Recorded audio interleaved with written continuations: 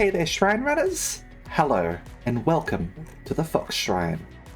I'm Alexis, your host, and tonight we're going to be playing some more Limbus Company. Hey there, Oguna. Hey Ada. Hey Sion, welcome. Hope you're all doing alright. Thank you very much for the continued description. I do appreciate it.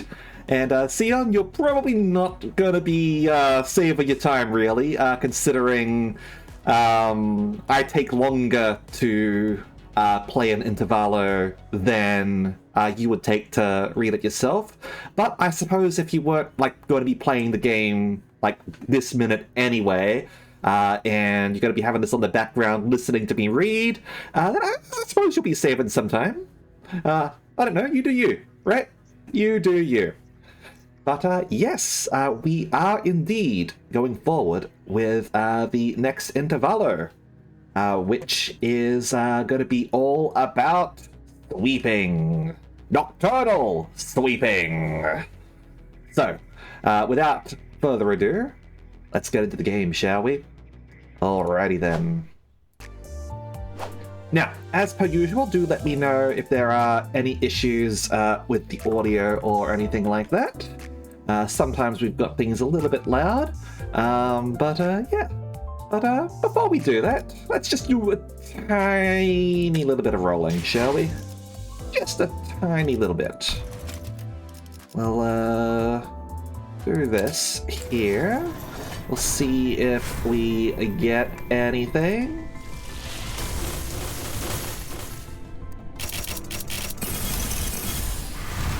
Nope. Doesn't look like it. And well, we'll give it another one. Maybe we'll get lucky with something. Oh, that's certainly something, that's for sure. Let's go. Let's see. 아직 정해진 시기가 되지 않았으니 이 고탑 정도는 끝까지 태워도 되겠지.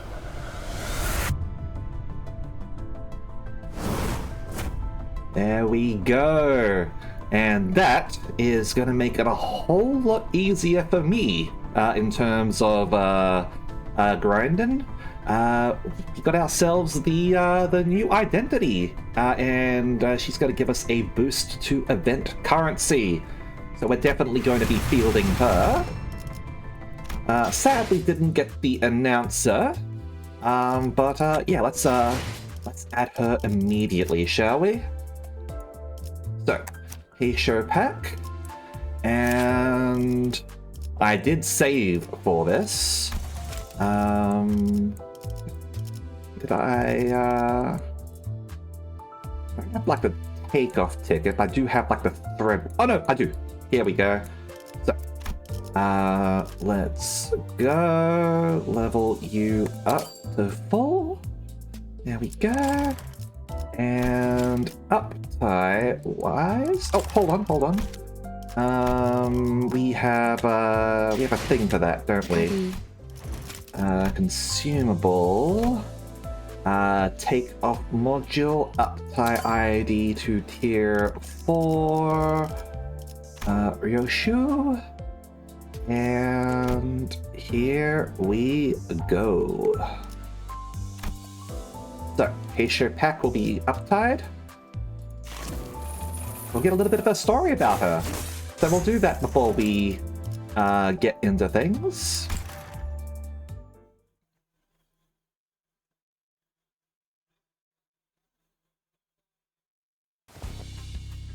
It's HH.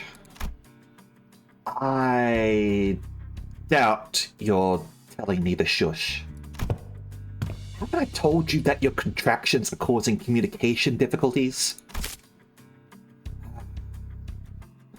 I meant to say secret handover here.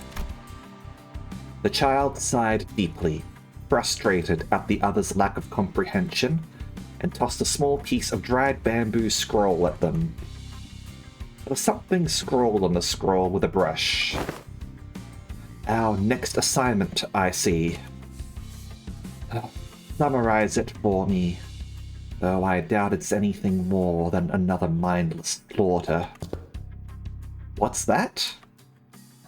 Perhaps the child's behavior was already infamous among them. The other beast of this Heisho pack has never met this child before, but they don't seem at all surprised by this child's apparent extra mission obsession with finding entertainment in assassinations. In fact, they appear rather fascinated as the child continues to draw something in her own bamboo scroll. None of your business. Heisho goes back to reading the mission scroll without question, a silent accord, while the other one reads and summarizes the mission scroll. Let's see what this child is writing. How unbelievably dull. It is somehow more entertaining to write a record about myself. No one will be reading this art, but one day, perhaps my future self shall read it to look back and reminisce. Let's describe the stage. I am surrounded by a mountain of bodies. Everything around me marred and gory, scarred by cuts, drowned in guts.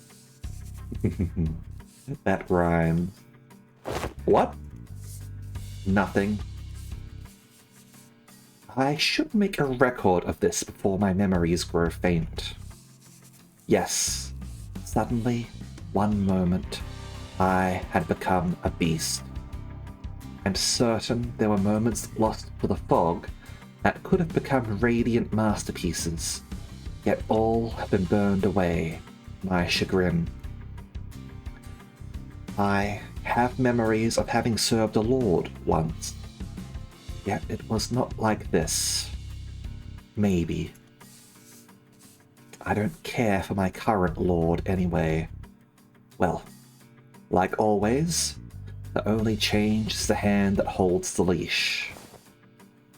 Only follow the tug of the leash and cut down whomever, whatever lies in that path. That was today, and, well, that mission scroll won't have anything new. My only joy scavenged from the ephemeral moments of blossom no more. Ah yes, I remember testing my strength against a different beast of the Heisho as well. There are 11 more branches to Heisho packs other than us hares, after all. Perhaps my present lord was in a conflict with another. Not that I'm complaining. I'd love for the lord to keep making new enemies like a little bitch. At least that will bring me a scintilla of joy. I wonder, what if my current lord feuds with my former lord? It would make for a tired old cliche, but experiencing it firsthand could also... Hey, you're intent on ruining my fun tonight. This better be important. The child glared at the other beast as though she was ready to stab them with her brush, but they only returned her cold glare, wagging the mission scroll in her face. Time to hop on to our next job. Oh.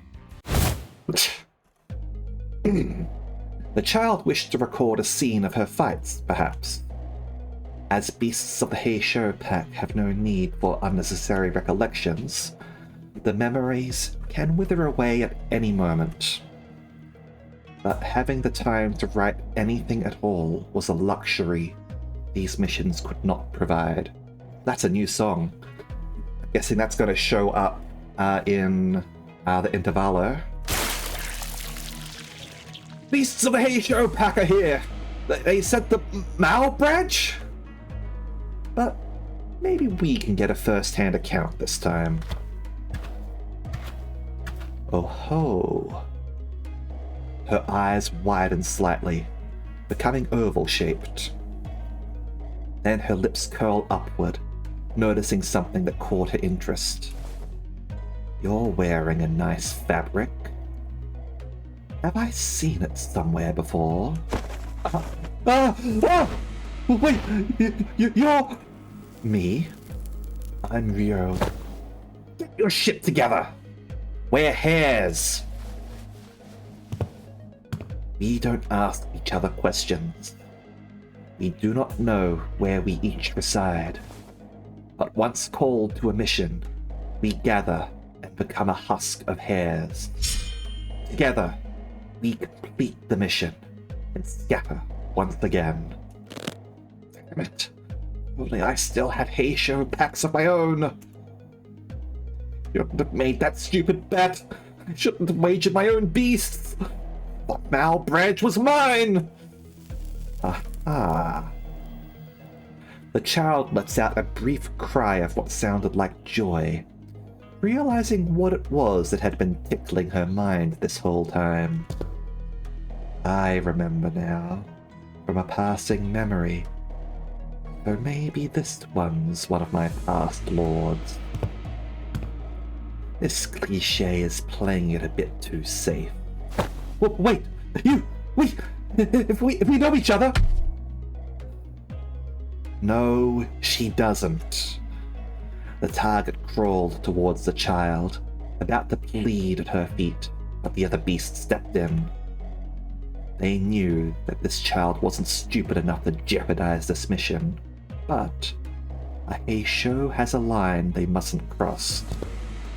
We don't need to know, or should we know, who you are. We are but beasts, our fur black as midnight.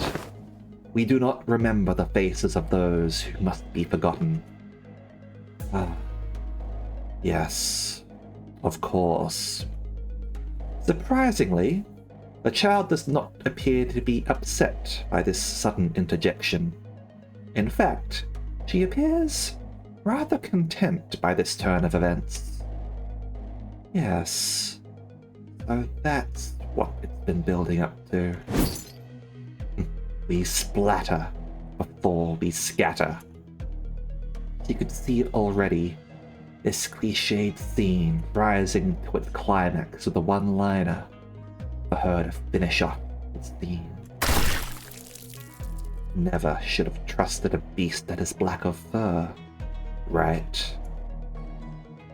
That is why she laughs with such joy. All right. 달이 새하얗게 There 빛나고 we go. 있습니다. Let's switch over to you as well, shall we? 해골바가지도 휘두르게 된 건 마음에 들지만 쓸데없이 시끄럽게 알사의 토끼와 비교하는 건 귀가 어두운 무지렁이들이나 하는 짓이지. 뿌리는 같을지 몰라도 그들과 우리는 뜨거운 풀부터가 다르다. All right. Oh, you download apparently. Let's quickly do that, shall we?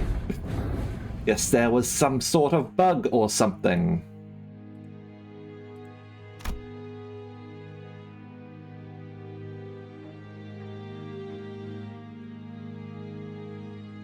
Wonder if we'll get more lunacy. We already got a bunch of lunacy for other bugs, so...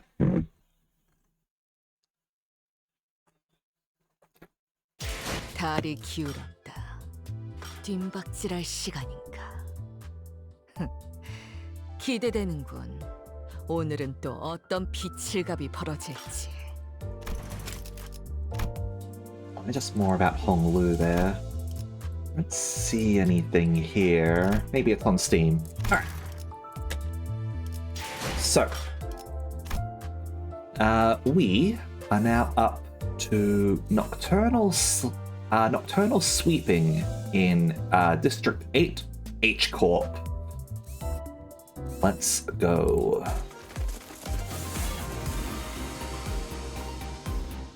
Alright, so yeah, so we'll get a 60% bonus here. Eventually, when we get to 1,000, we will get Otis as well. And we'll be swapping out into her as well. So, let's go.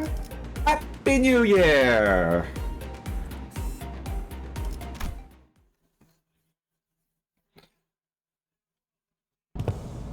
Oh, Dante. Any idea where that leftover cake from yesterday went? No idea. I mean, why would I know?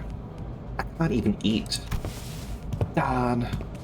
Did Donkey already get her paws on him? Rodya rubbed her tired eyes, muttered something about how we should have partied in her room instead, and stumbled to the back door. The New Year's came swiftly to the inhabitants of the bus after the various incidents at the LCE. The sinners all came from different backgrounds and parts of the city, but annual celebration for New Year's seemed to be a thread that connected their cultures together. They began floating the idea of a New Year's party, and... Excellent! Then permit me the honor of hosting this banquet! With her usual overdramatic boast, coupled with the familiar twinkle in her eyes, Don Quixote declared that there would indeed be a New Year's party. And thus, it was decided. Again... after all the hell we went through with the back door and whatnot for the out-of-season Christmas celebration. Yet I must insist, for 'twas but an effort to decorate the bus, the intent quite divorced from the act of celebration. Don Quixote glanced at Sinclair, sheepishly scratching the back of her head. Huh? Oh, don't worry about me, really. Well, 'tis true that mine actions have brought thee quite the distress, unintentionally, I might add. Thus I ask thee, wouldst thou not agree that a communal event to mark the occasion might freshen both our spirits and bodies? I can't even begin to imagine her amnesiac self even taking a moment to give a damn about how Sinclair might take it. But I guess with memory came tact. You know, it's our first New Year's together. It sure is an occasion for celebration, huh? I gotta hear that bell go ding to really mark the transition to a new year, right? It seems that we shall be welcoming the first light of a new year in company of one another. This is indeed a cause for celebration. A bowl of noodles before the last night of the year fades. Thick. I guess so. Such bubbling enthusiasm from ye warmeth mine own heart. Forsooth, the grandiosity of this banquet shall be one for the books. Fireworks most brilliant, enough delicacies too. Charon, when's our next stop? Mephi'll be running non-stop for 3 days at least. Only dum-dums stop on a fast road. So she says. Virgilius muttered with his usual sardonic edge, one fist under his chin. Fear! For next year's celebration, the banquet shall be prepared ere the promised hour. Don Quixote's idea of a grand banquet depressingly fizzled into nothingness. But Rodya brought out the cakes and cookies she'd stashed in her room, so we could at least hold a small celebration for the New Year's together. After that, we all stayed up together, watched the New Year's first sunrise briefly paint the city in gold, then retired to sleep. When everyone woke up, rubbing their tired eyes, the world outside the bus had completely transformed. There was a behemoth of a structure, bizarre in its presence, and its walls seemingly made of gargantuan steel plates. H-Corp? The sinners began to voice their surprise, appropriately so.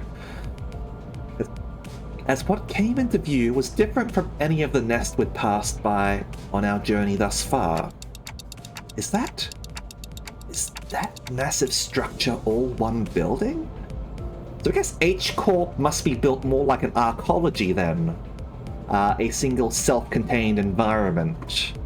I suppose you'd be kind of familiar with it if you're familiar with Shadowrun at all. I've got like Aztec arcologies and that, and I think Renraku ones as well. But yeah. If that whole thing's a nest, where's the hell's the back streets? That's big enough to cover H Corp's territory and then some. Well, there he goes again, asking dumb questions without ever taking a peep at the guidebook. That's not the nest. That huge box you see over there, that's District 8. We call it Hong Yuan, the vast garden here at H Corp. The nest lies within the center of the structure, and the back streets without. They squeezed the entire population of this district in there. Do they just not get a ray of sunlight all year round? Huh. Well, at least they won't have to worry about the rain. Pity! Avail me a sight as well! Don wants upsies! As the sinners began to gather one by one at the other side of the bus, stirred awake from their late night's rest, I felt my gaze drawn toward Hong Lu. I looked for signs of concern or distress on his face, worried. It wasn't exactly something unique to Hong Lu, but stories about his past home life we've heard throughout the year, whenever he felt like sharing them, were all consistently and terribly depressing. It's not such a bad place once you actually try living here for a while. But his lips, ever so slightly curled upward into a kindly and relaxed smile, are making the same expression as ever. An expression that hasn't changed at all since our first meeting. Maybe it's just a cultural difference?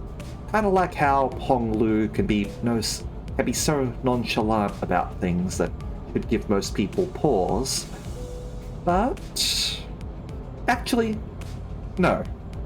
I'm not helping anyone or anything by entertaining these thoughts.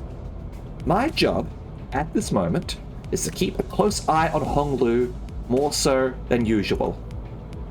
And if the time comes for me to help him, as the manager, I'll give it my all. Besides, this thing's even bigger up close. Verily, I carry no recollection of a structure so grand, even in past adventures of mine.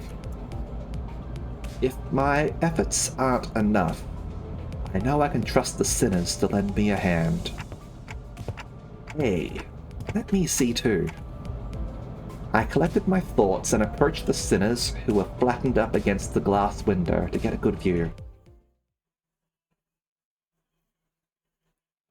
There's the Limbus over there.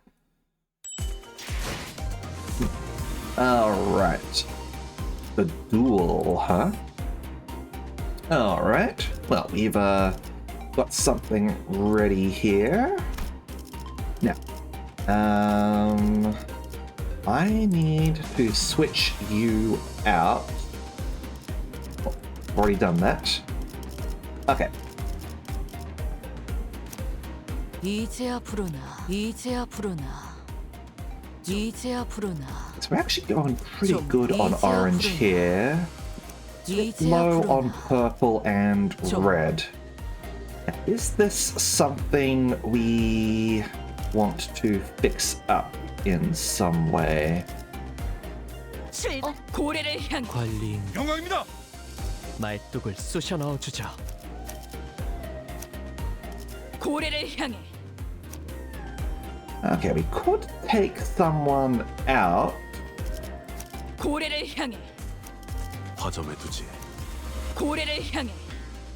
Okay, this will give me more purple. It'll keep us at the same for red.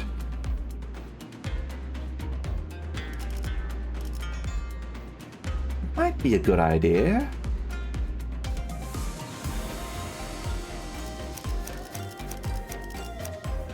Yeah, let's do that. Alright. So, 이제야 출정이군요. 고래를 향해. 이제야 출정이군요. 나를 지위를 받는 건 이번 의뢰는 몇 발이나 들고 가야 하냐? I will go with this for a team.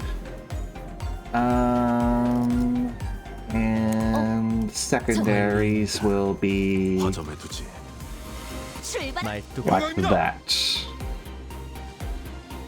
Yeah. All right. Let's go with this. See how this works out for us. Just make sure.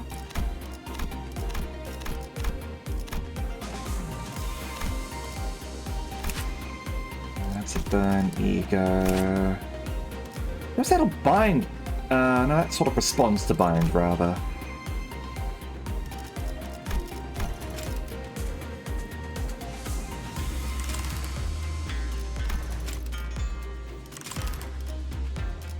Yeah, alright. All good. Let's get rolling, shall we? 어머 부탁드려요.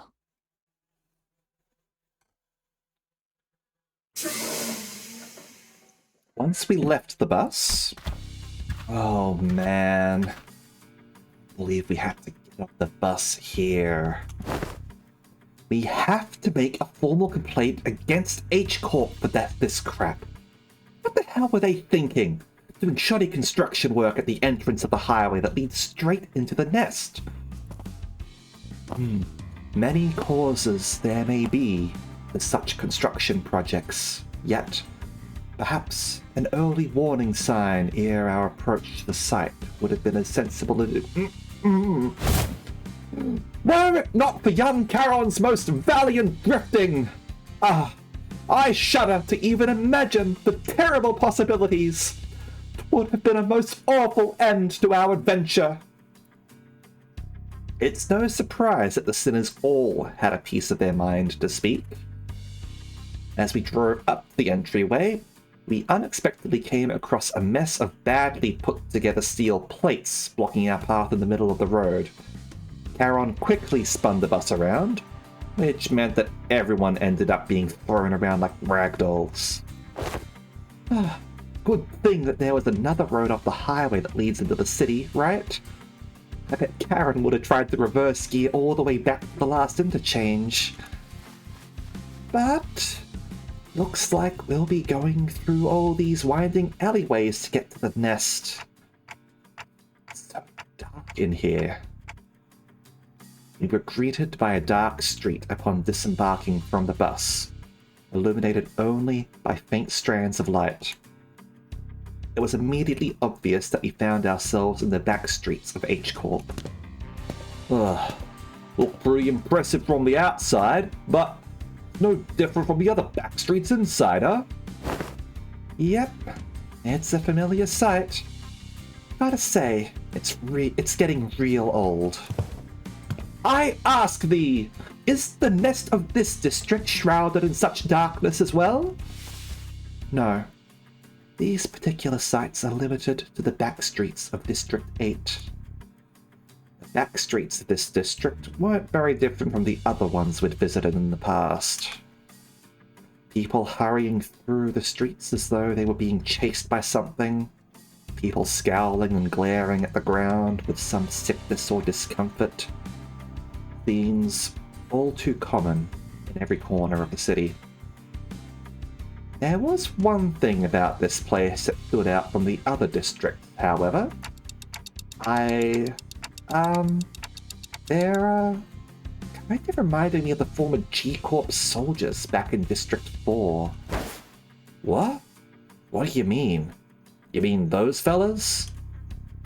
The growths of their flesh appeared too organic to be prosthetics. Some of them had odd protrusions or nodules bulging from their skin as well. Not at all, Manager Bud. Look, they haven't all mutated with the same pattern. like into an insectoid form, for example, well, I guess I should commend you for not looking at them through a biased lens. You are observing the aftermath of District 8's distinctive method of treatment. Oh! So this is where the rumors about that bluish healing ointment came from, huh? Apparently they can cure any flesh wound after just one night dressed in bandages? It seems that certain misconceptions must be addressed. They are the variations of H-Corp's singularity, the bolus. The bolus? She is likely referring to medicines brewed and kneaded into bowl-shaped pills. Oh, are we getting cultivation here? I remember some people were talking. Yeah, I remember thinking cultivation in the trailer. Like something about pills got mentioned, either in like one of the signs or the dialogue or something. Alright, well, we do have sort of like a bit of a more like Asian theme as well, for this area too, with like the lanterns and signs and all that. The way that the Heisha are dressed, with their wide-brimmed hats, for example. So, guess we'll see if we're gonna cultivate into the new gates and ascend from this mortal realm into the realm of the gods or whatever. Correct. H-Corp, or the Hongyuan Bioengineering Group, mainly manufactures boluses that contain essences of treatment. The boluses may be taken orally, ground with water into a paste and applied directly to the affected area, or dissolved in water, soaked into bandages, and wrapped around the necessary area for treatment. Ah! I guess rumors transform as they travel. Oh, I see. I was just thinking about how they do things back at the K-Corp. The focus of K-Corp's technology is the reversal or recovery of one's conditions. Returning to the original state is the key word in their treatment. It is no rare sight to find unique techniques and technology developed independently by the inhabitants of the back streets of District 8 using the manufactured boluses. The treatments are not individually customized for each patient. Instead, their focus is on selecting the appropriate technique from a myriad of choices to address the deficiencies in their statuses. Perhaps one could choose the words transformation or evolution as a more illustrative descriptor for their method of treatment. So, that's what counts as treated? The crowd Sinclair was pointing at certainly appeared unhurt, as none of them were bleeding or walking with a limp, but many of them appeared dazed, staring blankly at nothing, or scratching absent-mindedly at their mutated parts. Ah, they must be the regulars. Unexpectedly, we found our answer not from Faust, nor from Merceau, but from Honglu. Ishmael sometimes got your answers, so it seems like she's mostly limited to reading the guidebooks. The regulars? Yes. I've heard of them as a child. People who've grown too accustomed to visiting the clinics in search of their mystical treatments. The regulars might appear more intimidating than most people at first glance, but apparently all the side effects they've been stacking changes them in strange ways. It is highly likely that interoperation conflicts or issues will arise when applying highly disparate treatment methods onto a single body. At least it's a cheaper alternative for people who didn't sign up for the life insurance. You speak of life insurance? Yes, life insurance. There's a special life insurance option to bring the client back to life upon the event of their death. So, the irony isn't lost on me, but I thought resurrecting people was one of the head's taboos. The head does not consider the revival via life insurance to be a violation of their non-resurrection taboo. Apparently, sleeving yourself in a new clone body is also not a violation of the non-resurrection taboo. Considering, what office was it? Like Pamela and Pamely.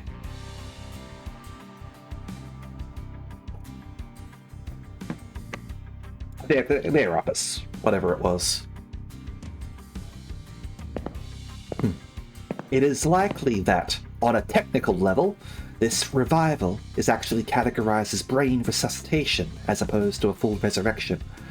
Degradation of its functions considered, of course.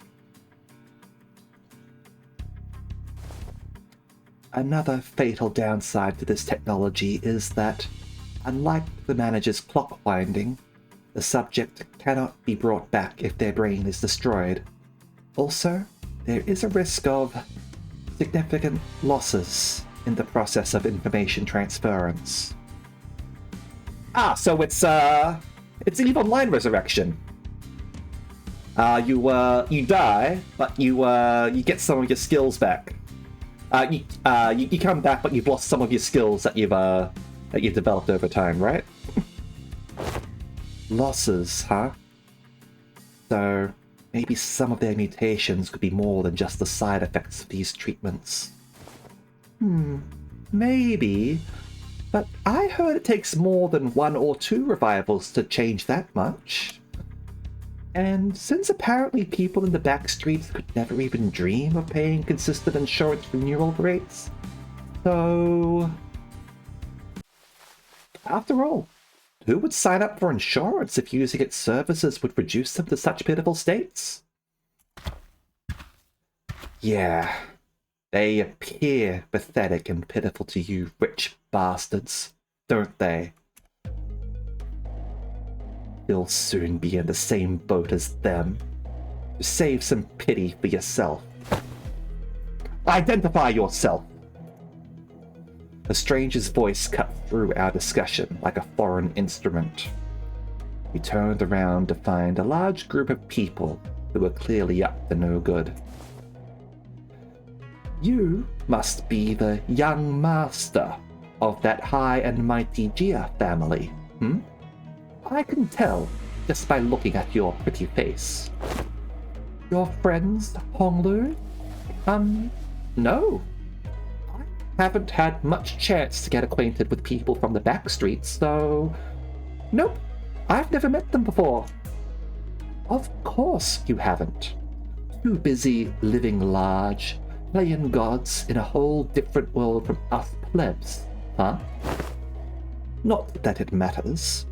We're just here to take the thing you brought here for submission to the family hierarch evaluation. What evaluation? Okay, there's clearly been a misunderstanding. There's quite a lot of them. We're not off to a great start, huh? And actually, no. It'd be a violation of our office's core values to jump them like we're some common thugs. I, Shan San, third son of the Triaxe office, challenge Jia Baoyu of the Jia family to a duel. Yeah, okay, yeah, we're definitely getting into cultivation and like martial arts, formal challenges, that sort of stuff with this chapter here.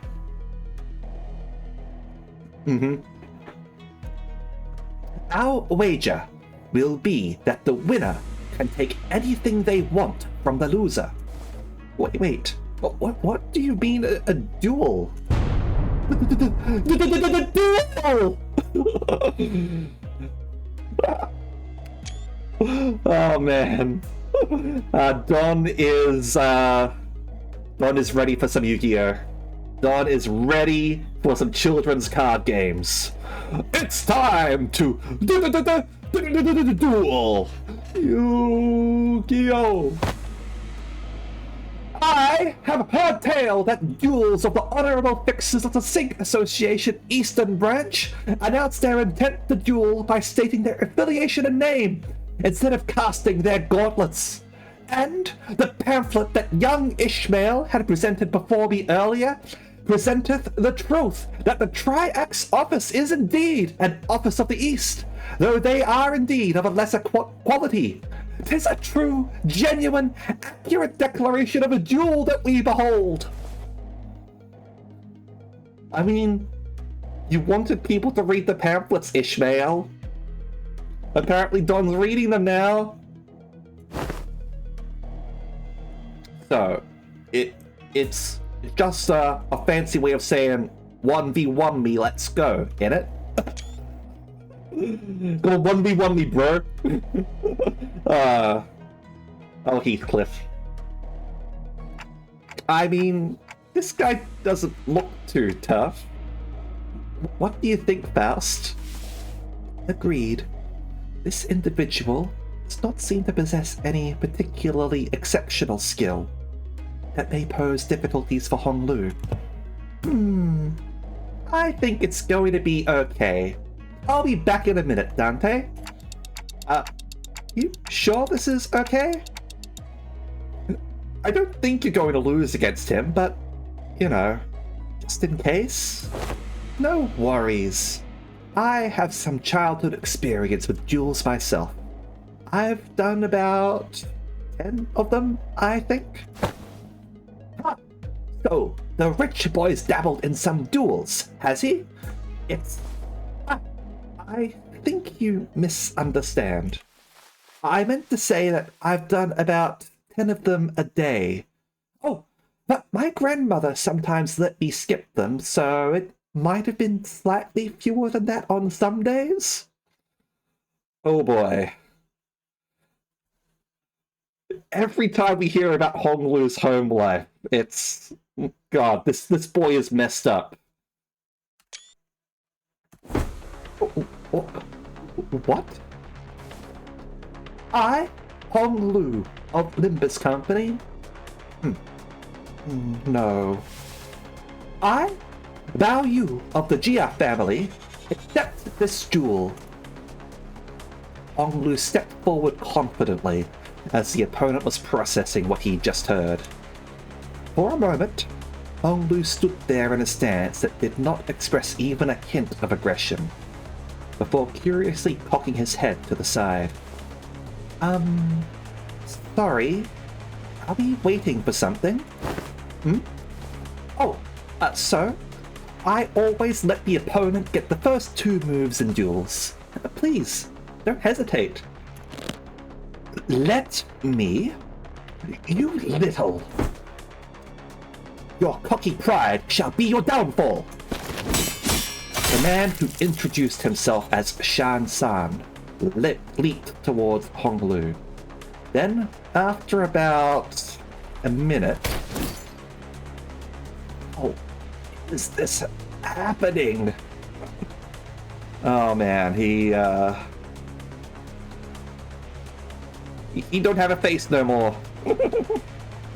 His buddies seem to be in shock as well. Oh look, a little rat. Unlike Shan San, who was throwing punches and swings with boiling hot passion, Honglu was effortlessly gliding between his opponent's strikes like he was out on a picnic. Oh man, he really fucked up. I mean, if someone, like, says, like, oh hey, I used to do 10 duels a day, like, damn. As though this was but a leisurely stroll through a garden. Whenever Shan San threw a powerful punch, Honglu redirected it to the side with ease, the fist only grazing his clothes. We were mesmerized by the feathery light movements of his hands and feet that effortlessly glided through the air, until, after one blink and you'll miss it moment, we realized that Shan-san was already face down on the ground, defeated. Oh! Young Honglu! Thou been concealing thy full strength in our presence? Oh, no, I wouldn't say that. I always put my all into every fight. Yet, to defeat this foe so soundly, to dance with such grace between his strikes, 'twas as though thou wert wielding someone whose skill may only measure against a child's. But most of our fights happen in environments with a lot of variables, and we usually fight against opponents with all kinds of unexpected weapons and powers. You read him. Already familiar with that fool's moves. Oh, yes. One of my Biwu instructors used similar techniques as this gentleman here. Practice makes perfect, and perfection makes it expert, right?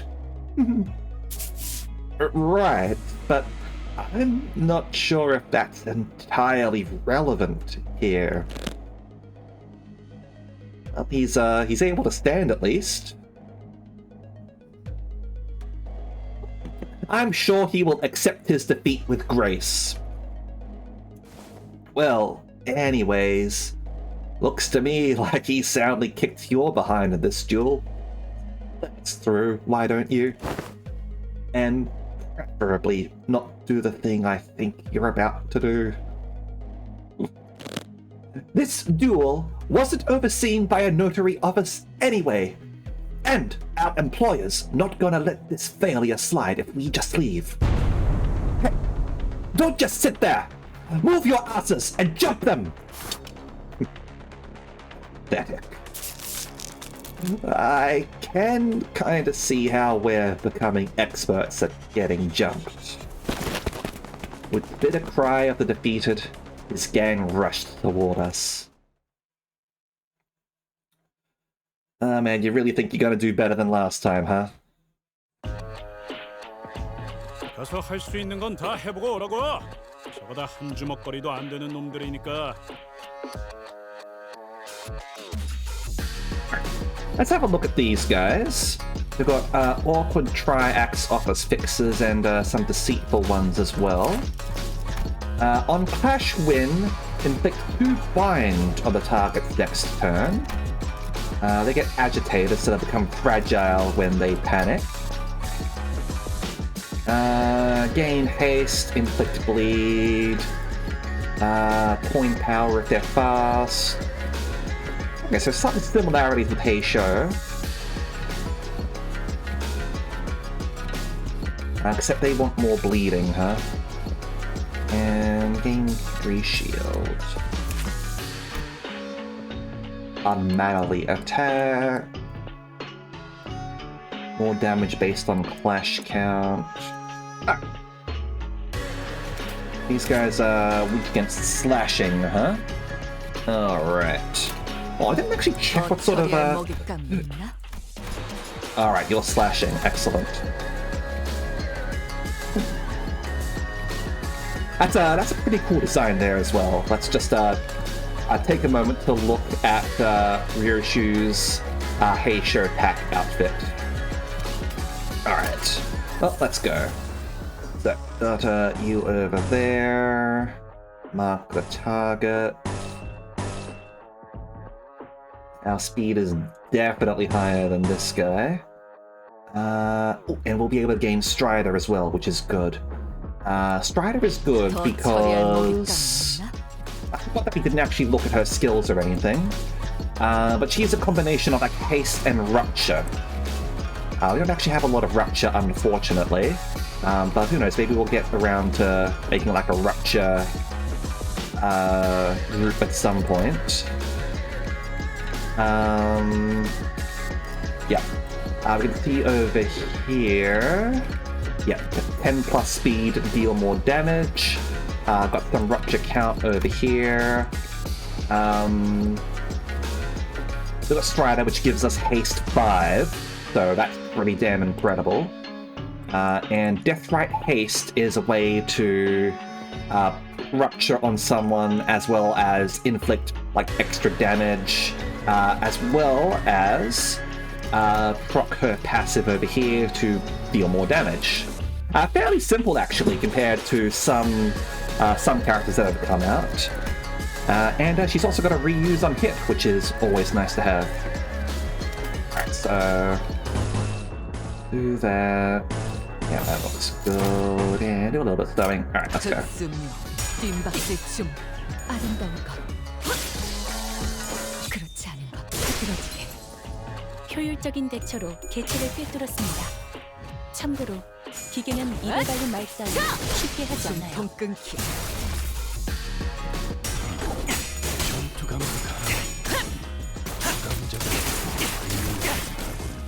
키스크가 지금 공로 지원한다. 알아들을 수 없는 말투만 고치면 딱 좋겠어. 4번 수감자. 개체에게 일격을 Now, 가하는데 why didn't 성공했습니다. that reuse? 샴페인을 더 가져오기엔 처리할 영 법이다. 이른 타이밍이긴 하겠지만 이 전투가 성공적으로 끝나면 모두의 희생을 Like we did 기념해 hit, right? 축배를 주는 것도 Right, gotta have 나쁘지 plus 않겠죠. 10 speed. We've got our haste up now, so 더 that 처리할 will 먹잇감이 help 있나? us get there. Alright. Alright, we could go for the bullseye there. I'm going to hold on to that because that guy's staggered. It seems like this is the only way, so might as well. Alright, go for that. Over here. One of the bend. Sure. Scissors.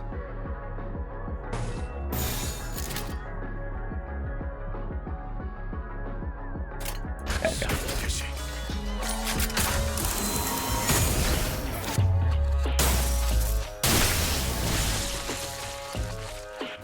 본인이 방금 뭘 본 것인가? 엄청나게 강한 일격을! 이제야 실력을 좀 내시네. Another one down.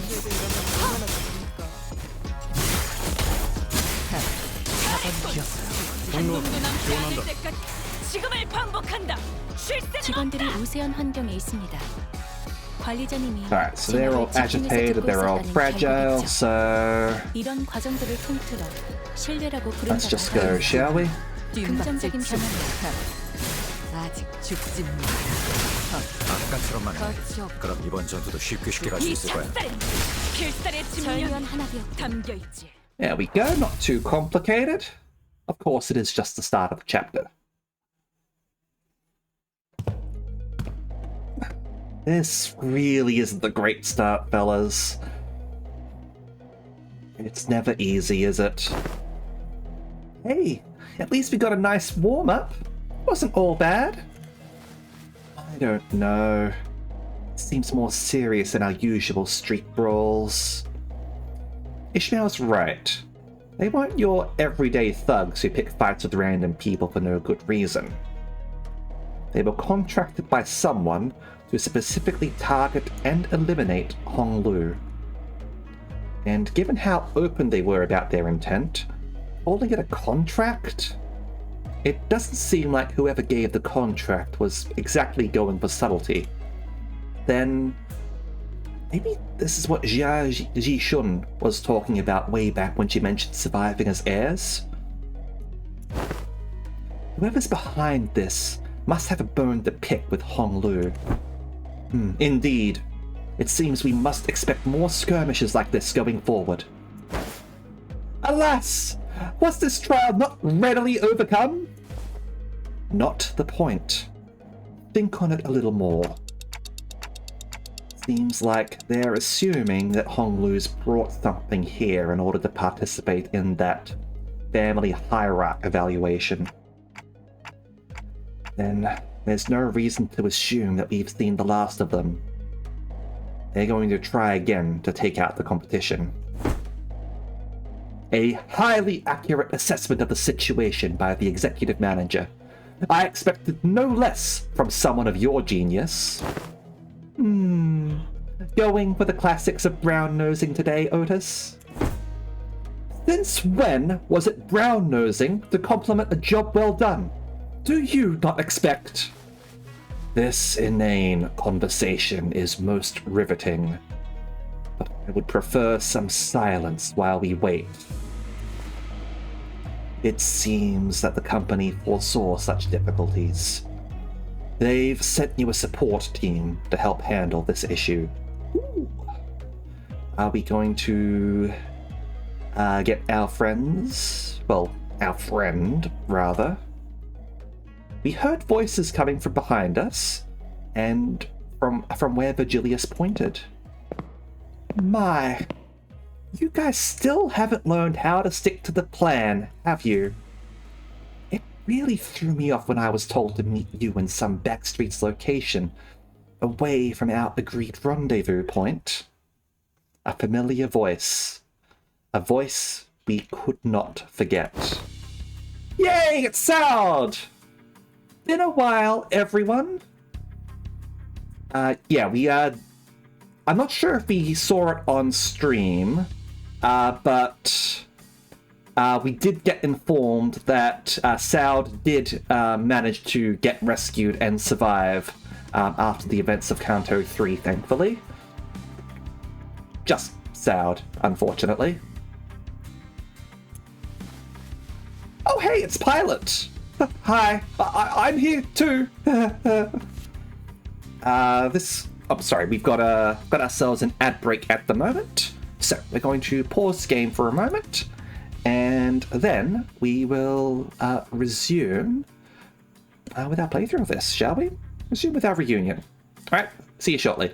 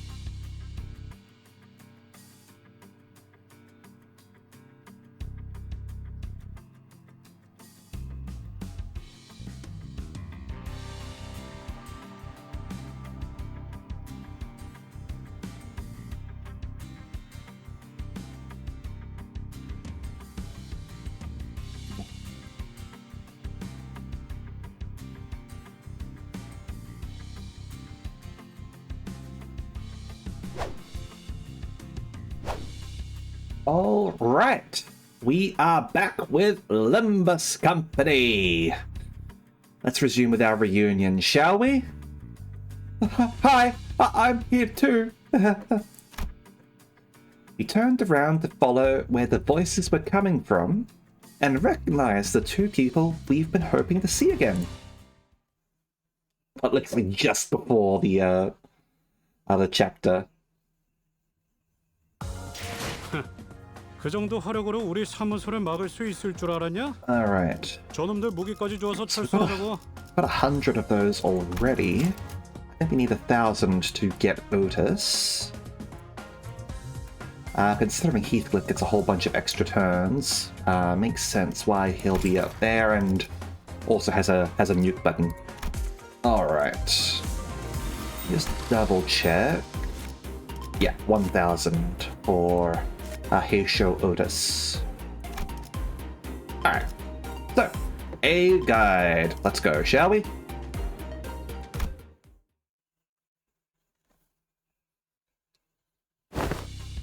Sound! And hey, pilot, right? You're... What's wrong? It's like you're all looking at a ghost. Pilot, didn't you tell me that you shared my news with them the last time? I did! I sure did, ma'am! Oh, yeah, he did. The sinners each recovered from the initial shock of seeing them again. And soon, their faces began to bloom with relieved smiles. Well, good to see that things haven't changed much around here. Dowd, I'm so glad to see that you're okay. Tick-tock to you too. Good to see your gears are turning just fine. Dowd smiled with a familiar grin. He did not seem to have changed much since the last time we met, save for a few minor differences. Her outfit and her badge, for example. Last I recall, you were promoted, yes? Allow me to congratulate you. Yeah, haha. Or the hints of melancholy hanging from her smile and flickering in her eyes. Hey, I am merely congratulating her on her promotion and offering a recognition of her excellent accomplishments. I don't see what your problem is here. You'll know the meaning that promotion carries. Indeed, and it is very profound. After all, what meaning is there to a promotion attained without spilling some blood? You're a real piece of work. Let me ask you something, then. If everyone behaves like you do around her, tiptoeing around the facts, keeping it hush-hush about what happened, where's she going to get the bare minimum of the recognition and the consolation she deserves? Hush-hush would have been nice. Even overheard some of them whisper that I let my partner die just so I could snag a promotion. So, in that regard, I appreciate that, Otis. If we're being technical, I did die, except my brain was intact. Not even K-Corp's regenerative ampules could have revived me if it wasn't. Then, did Effie also? No. Apparently, they went right for Effie's head when they stabbed him with a prosthetic.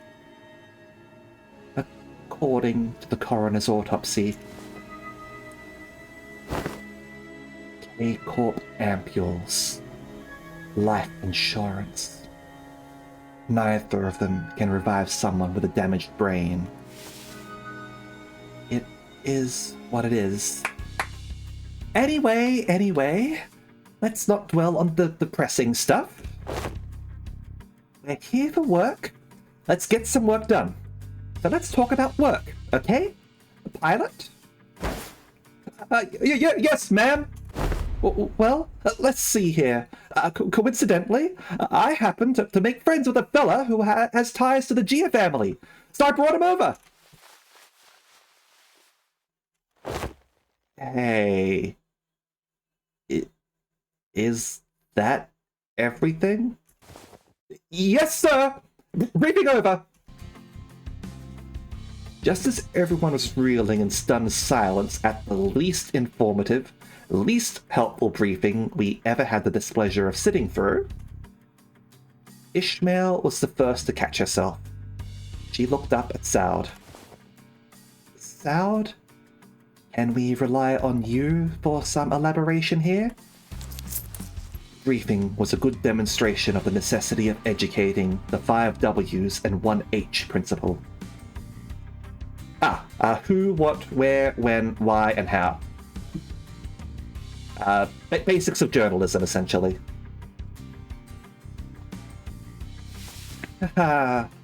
Looks like we'll have a lot to discuss once we get back, pilot.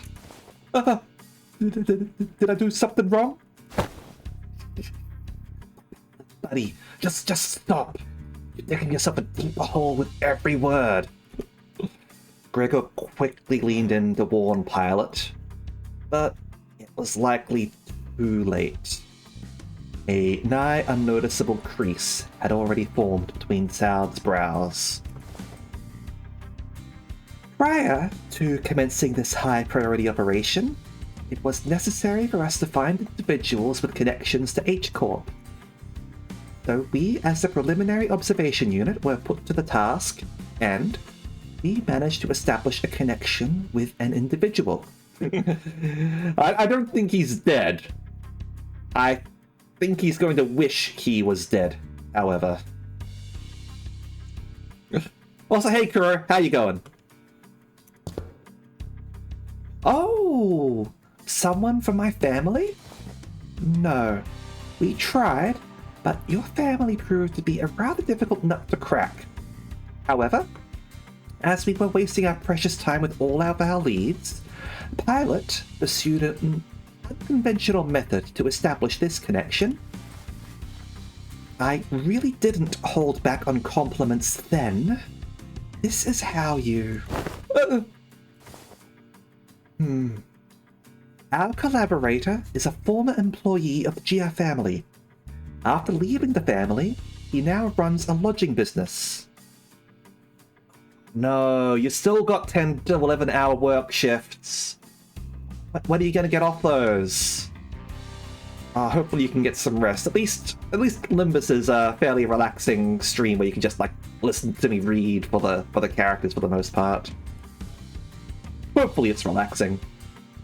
So far this chapter's got some decent humorous moments for it as well, so hopefully that lightens your day.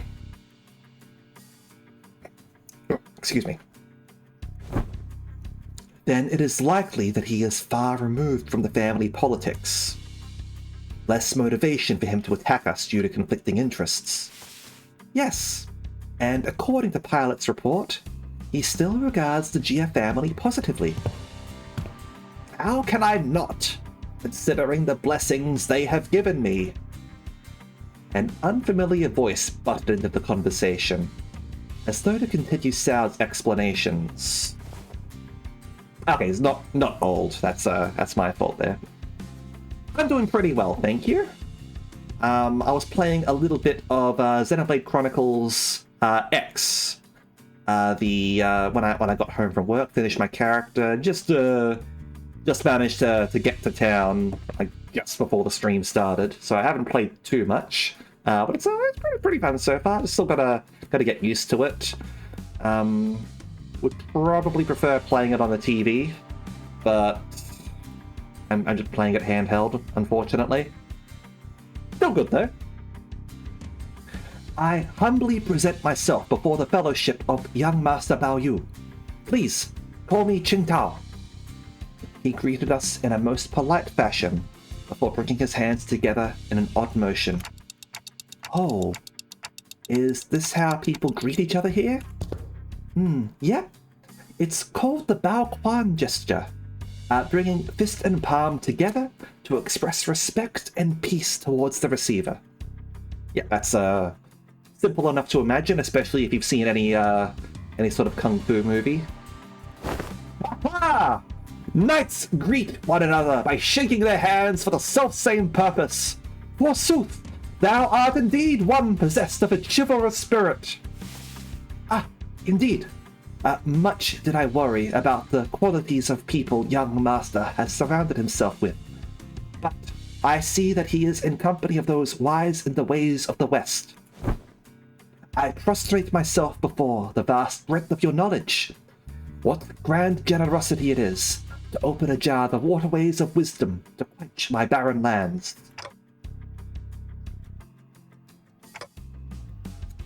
Something feels familiar about this one. Nah, she's been getting less and less verbose with bootlicking these days.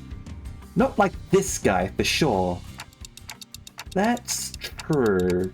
He's kind of like...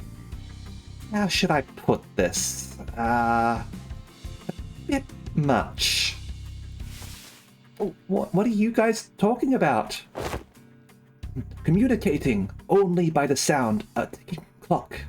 This is something I had already known ahead of time, yet... What a most curious exchange to behold in person. Brief this journey may be, yet I shall find myself thoroughly entertained in its entirety. Ha ha! He's got the same dark look that Otis has when she is being very excessive with her compliments or saying something scary. I can definitely see where Dante's coming from. Maybe it's the subtle sprinkle of disrespect that reminds you of the usual flavor. Wait, is this about me? You dare! Oh, she noticed. She noticed this bad talk at her. Was all that bootlicking she did supposed to be a source of pride for her or something? Look, she went to college for that, okay? She has a diploma in bootlicking. A Cert 4. Otis shook her head with clear distaste and strode towards me. We are nothing alike, Executive Manager. Never have I once said such empty flattery in your presence, filled with nothing but hot air and superlatives. Yeah. I'll leave the guidance of these back streets to him. Well, looks like this is where... Stout fell silent, her eyes lingering on Virgilius, who stood somewhat apart from the rest of us. So, I finally get to meet the Red Gaze in the flesh. I've been looking forward to this day for a long time. Effie would have loved to be here. Manager? Virgilius seemed to sense her lingering gaze, and walked towards us after nodding slightly in her direction. Manager Soud. Let's not make this any longer than it has to be. I'm not happy to be helping you with your businesses. Much rather put this behind me as soon as possible. Oh, please! It's our historic first collaborative operation, isn't it? Can't you spare a little more time with us? The guide buds... actually doing something? That guy? Yes. Unfortunately, LCC has our own business to take care of today, so I won't be accompanying the LCB this time. And the Red Gaze will be helping us out to get it done. Taking Mephi there. Vroom vroom. Maybe it's not that unfortunate now that I think about it. I feel like every mission with the LCB's always been an uphill battle to get anything done. Well, you see, back then we were just messing with you. I'm sure we'll have another chance to work together again. Boss, we don't got much time. Wait, before you go, I think you owe us some explanation, Virgilius. I will leave the details to Miss Faust. I am quite busy. Very well. Virgilius turned around and left towards Mephistopheles with an oddly disgruntled expression. This might be what he talked about in the past. How if he chose to get involved, it would mean that he would have more obligations. Well then, I'll see you around. Next time, I'll show you all. I'll show you that I can carry my own weight. You know? Oh boy, the last time we met, I was so damn pathetic. Pilot, competence is shown through action, not words. Dowd and Pilot gave us a light nod before following Virgilius. Some sinners opened their mouths to speak, hesitated, and closed them again. We let them go without a word. Perhaps we didn't know what we could say to not make this an awkward farewell. Very well. Please, this way. Or maybe we're simply mindful of this guy, who was responsible for the quality of our stay. I'm sure we can trust him entirely, 100%. No betrayal here. Oh no, it's an ambush! Alright. Let's go. So let's get involved here. Same team seem to be working out just fine, so 정화하고 let's go. 깨끗한 세계를 세우라. Deep resentment ought to be washed away. For when the far one comes, betwixt the burnt doors shall a star fall astray. You sure we're going the right way? I don't like the sound of these weird songs. Oh, the main streets are most likely teeming with those seeking to bring harm to the young master.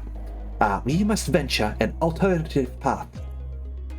And like you said, there weren't any skirmishes once we made it deeper into the dark alleyways. The lack of foot traffic would normally be pretty unsettling. I guess that's what we needed at this moment. As for the song, it's a song that's become rather popular in the back streets in the recent months. The lyrics are pretty ominous for a popular song. Oh, it is a song that spread through word of mouth. It sings of how the decimated Kong family. This is not the place to discuss such matters. I will share the tale in a more appropriate setting later, should we come across it. Didn't know there was a song like that. Is this the first time you've heard of it too, Honglu? He's a posh kid from a posh family. I doubt he's never set his precious feet in the back streets. No wonder he's never heard of anything like it. I have been to the back streets before, but Heathcliff isn't wrong. I did spend most of my time in my room. That is precisely because you were the most treasured one of them all, young master. Much like how the jade of the greatest worth is to be cherished, prized, and hidden in the deepest depths of one's coffers, where none shall reach. And like him? To a lesser degree, particularly as of late. Oh no, Otis. Otis is having an identity crisis. So that guy used to work for the Jia family, huh? Do you know him, Honglu? Young master? Is there something on my face? Honglu stopped himself as though a thought flashed in his head and glanced quietly in my direction. Then, "It's nothing. Shall we continue walking down this road?"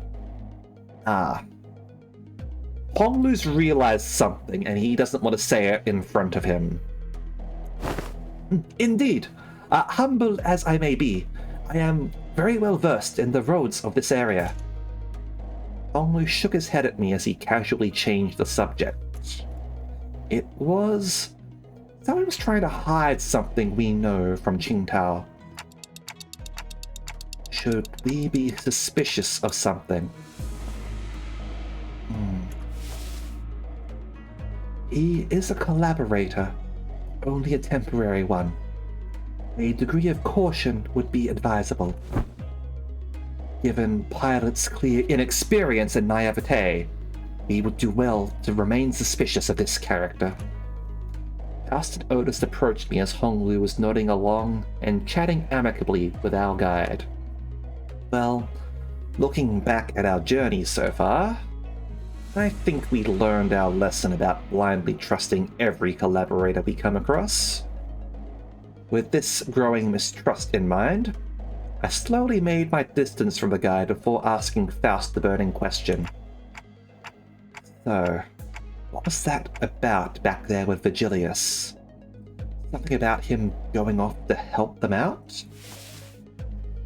The consequences of his actions at Wuthering Heights. Yeah, that's precisely what I was expecting. Eventually hopefully I'll be able to do that on stream for people, because Wuthering Heights is a good chapter as well. I think I preferred Ishmael's a bit more, but Wuthering Heights is still really incredible. Absolutely. Oh. His actions were a violation of one of the more important items in his contract with the company. He is simply taking responsibility for the breach of contract. I think back to the incident at the manor. Feels like such a long time ago now.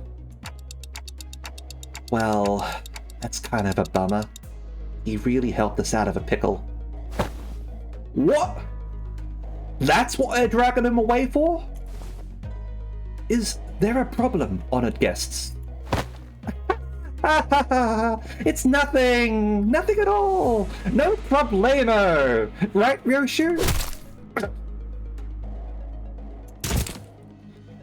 Yes, you. Idiot. I don't need Sinclair to translate that one. Monsieur, can you carry Heath for a little bit? He's dead tired. It will be done. Heathcliff, punched in the gut by the hilt of Ryoshu's sword, fell forward right onto Maso's welcoming shoulder. Roger? You know the kind of person I hate the most? The kind of dull people who can't read the room. Don't you feel the same way, Dante? Yep. I nodded enthusiastically, as something seemed to imply that she wasn't really asking me a question. I don't think she was about to punch my lights out, but... Rodion and Ryoshu judged correctly this time. Classified company information must not be discussed in the presence of an outsider. Reminds me of the time he got knocked out cold for a while because he kept asking questions without raising his hands. This guy just doesn't learn, huh? You successfully preserved the secrecy of classified information without spilling blood. I applaud this policy. I did good, didn't I? I'm just not a fan of how they're treating Heathcliff like dirt now. If it is no problemo, as you say, then that is well indeed. Yet, I worry that it appears that the problem has found us anyway. I stopped and looked around, realizing that we were surrounded by a group of people wielding various weapons in their hands. What? How happened to finding us a safer path. It is likely that my guidance has indeed given us a much safer path away from the more obvious skirmishes. However, to my great regret, it appears that the more observant of our enemies have tracked us here. Damn it! And what are you even here for? Isn't it your job to prevent this exact scenario? Let's leave the finger pointing for later. We're going to have to track them, take them all down. They must not be allowed to disseminate our current location. Exactly. Where are you slinking off to, Mr. Qingtao? I must regrettably and humbly say that my talents in war are terribly lacking, so I intend to become scarce for a moment. Yet, I have the utmost faith in the strengths of our young master and the honored guests in overcoming this adversity. So, Qingtao was already standing so far away from the front lines that he was practically hiding behind me. Faust? Anything you can tell us about these enemies? No, but a consultation with the Gesellschaft seems unnecessary if we are to determine whether negotiating with them is an option. They're coming. Merceau, wake Heathcliff up and set him down. It will be done. Oh dear, did we just slap Heathcliff awake?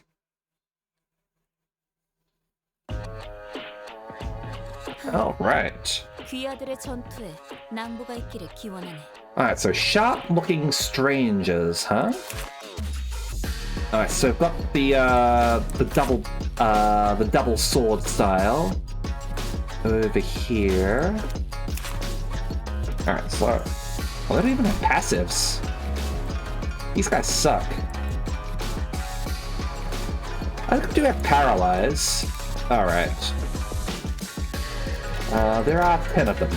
Alright.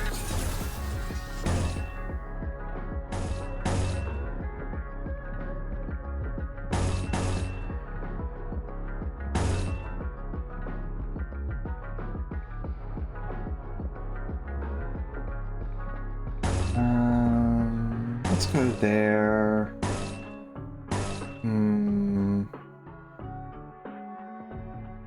Should be fine. Go over there. Yeah, your speed is higher. Favored, and hold off on that one. Just go with that for now. Oh, what have we got for food? Theon? Share some. 총원 불경!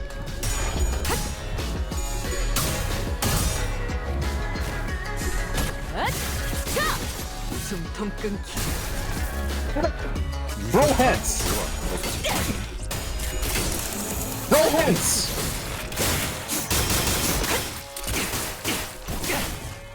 이러면 쏠 수 있죠? 공로 And 지원한다. some heads at least. 여기 확대해봐. 상태가 안 좋고 지금 공격에 들어가는 게 유효하겠어.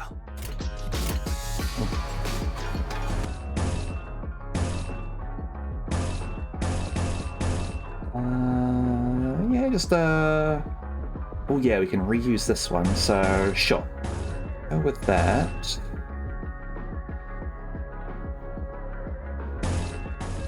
Yeah. Over here, go with that.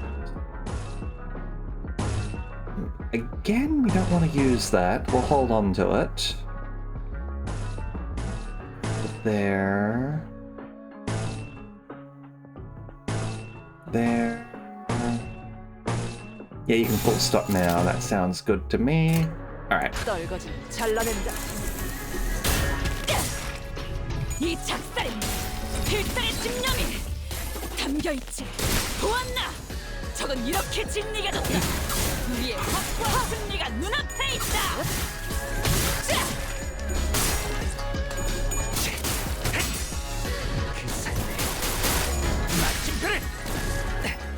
사선이 비었어요. 공로 지원한다. 그렇게 Dead. 시원하게 처리하니 보는 맛이 나는군. Alright, reinforcements have 일처리는 arrived. 빠르게 하는 편이 덜 답답한 법이지. Over there. Got them.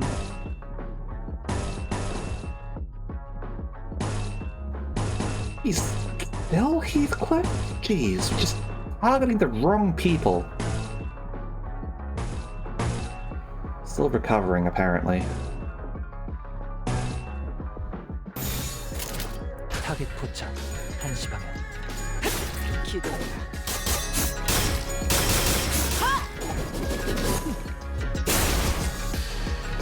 승객이 짝꿍 한 번 먹였어.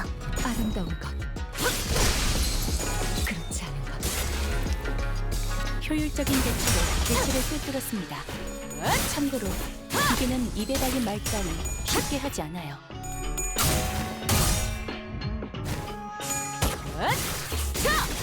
숨통 끊기. Yeah, got the repeat point there. 지금을 반복한다. 쉴 새는 없다. Alright. 그 도통 알아들을 수 없는 말투만 Heathcliff? 고치면 딱 좋겠어. Stop 4번 that at 수감자. once.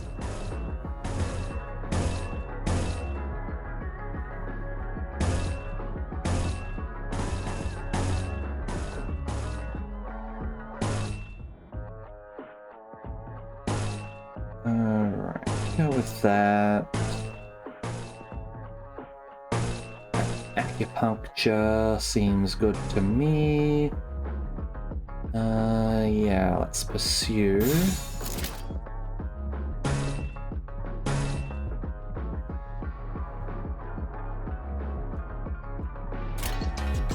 총원 불경.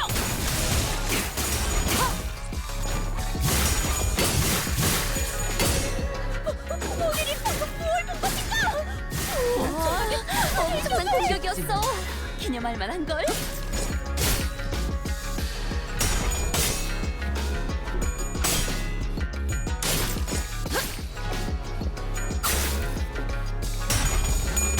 Maybe we should do the clashable counter with Ryoshi to build up her haste again. 필살의 집념이 담겨 있지. 보았나? 적은 이렇게 진리가졌다. 우리의 확고한 승리가 눈앞에 있다. 방금 전에는 굉장했다고. 벤의 Alright. 그인간도 이건 인정할 걸?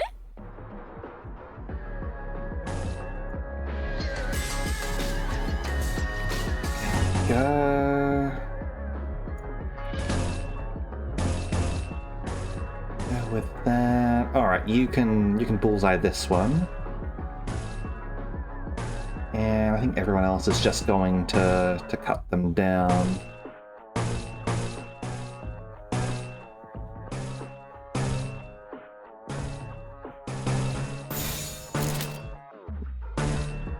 흑순 뜀박질 춤. All right, so you're going to explode quite gloriously. 깔끔한 헤드샷. 이제야 실력을 좀 보시네요. 대성공이야. 아름다운 신나. 노래 부를까? 그렇지 않은 것. 교관의 전투 경험이 쓸모가 없지. 잘했군. 한 놈 잘했군. 한 놈도 남지 않을 때까지 좋습니다. 지금을 반복한다. 쉴 새는 없다.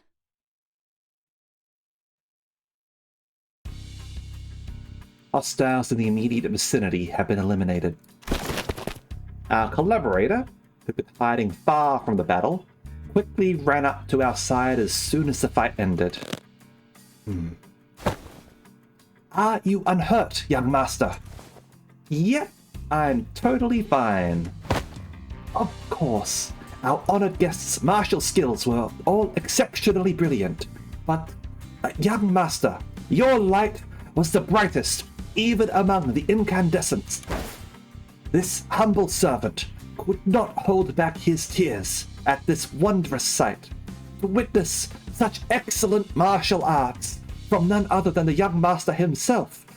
What an unexpected surprise. But don't the children of the Gia family undergo all kinds of strict training regimens from childhood?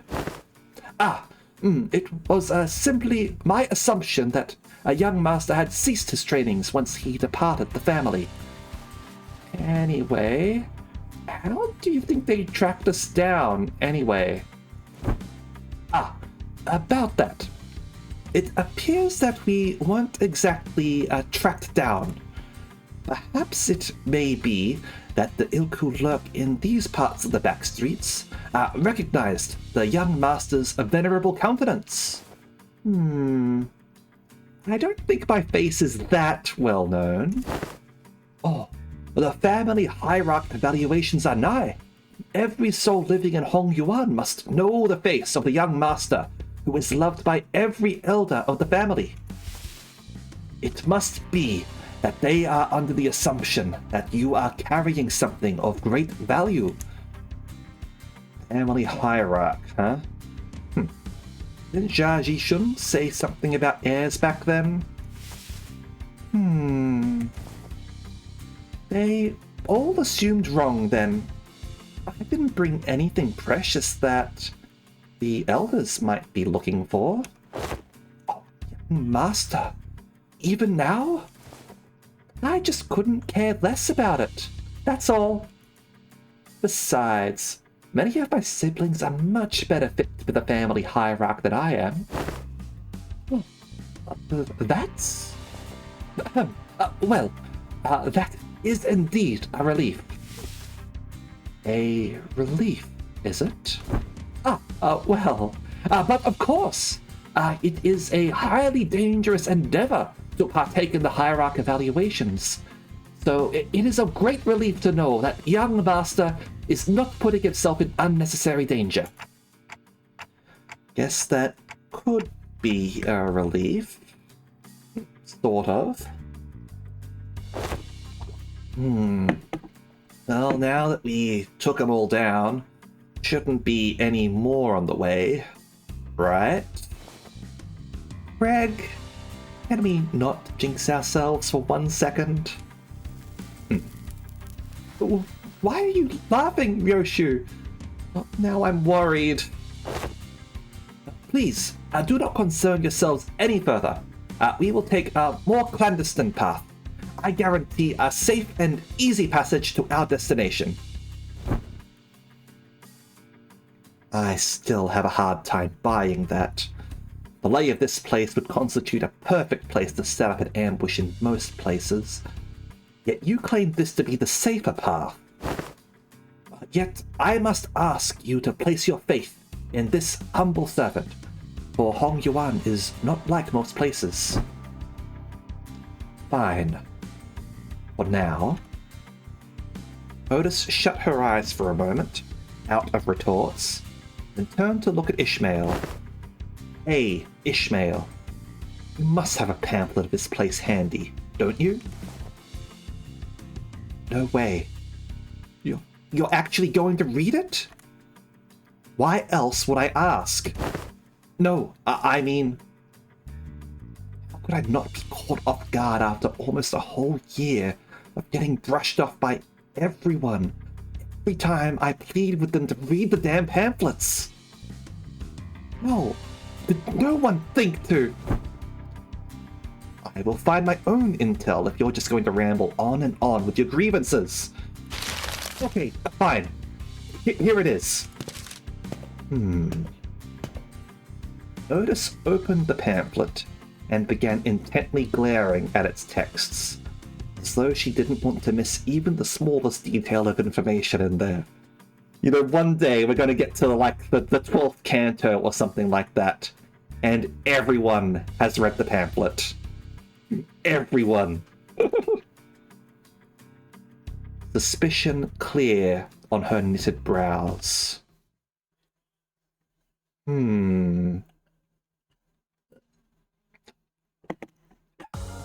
좋아. 생동감이 살아있는 좋은 공간이 됐군. 다음 먹잇감도 이런 식이었으면 좋겠어. She managed to edge out Heathcliff there. Alright, so it looks like she does have some pretty good damage going on. Alright. let's grab that. There we go. Kezhan. Another battle here. And let's go. 받을 시간.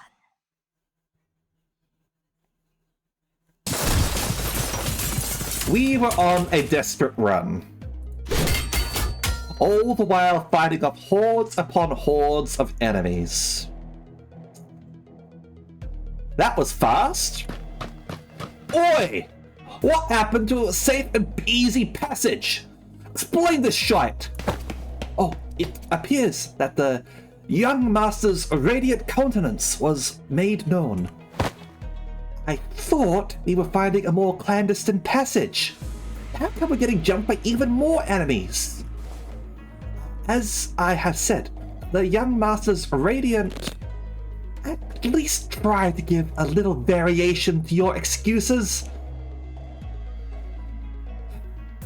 I cannot so easily say that he is being untruthful, given the disjointed allegiances of the enemies attacking us. Dude, so surprised Ryoshi hasn't sliced his head off. I mean, it'd probably be fine if she finds it amusing, right? It'd just be if it were boring that she would slice his head off. Otis played with the pamphlet in her hand, clearly frustrated, but unable to establish anything concrete. For people without a clear allegiance to attack a member of the Gia family. Looks like everyone in the back streets has been getting pretty plucky while I was away. Back then, I couldn't even catch a glimpse of their faces. They'd all be on their hands and knees whenever we walked past. Ah, what a wonderful change! Oh, shove that wonderful change up your ass, you bloody loon! Oh, how much longer till we get there? My Kezhan is near. Calm your worries. Our guide seems oddly calmer now than he did at the beginning of this journey. Did he really get numb to all the violence that fast? Or... Speaking of which, what's a Kezhan? It is a term commonly used to refer to taverns, inns, or equivalent places of lodging in this region. Lodging, huh? Like a hotel? Ooh, it's gotta be pretty fancy then, huh? Do they serve like complimentary snacks and drinks like the warp train? Not sure about that. It seems like Kezhans also serve alcohol and food alongside their lodging services. Maybe we can get a meal in there. And, hopefully we won't get attacked attacked there like this. I mean, if a Kezhan is similar to a tea house in any way, then I can't think of a more obvious place to have a kung fu fight than one of those. Except for a dojo, obviously. Residential non-aggression taboo.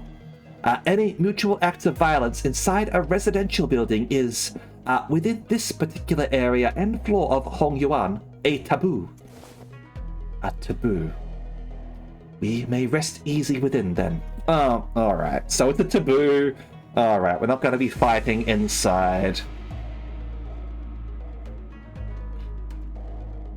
I saw Faust's eyebrows slightly twitch, as though she had just heard the most ridiculous thing.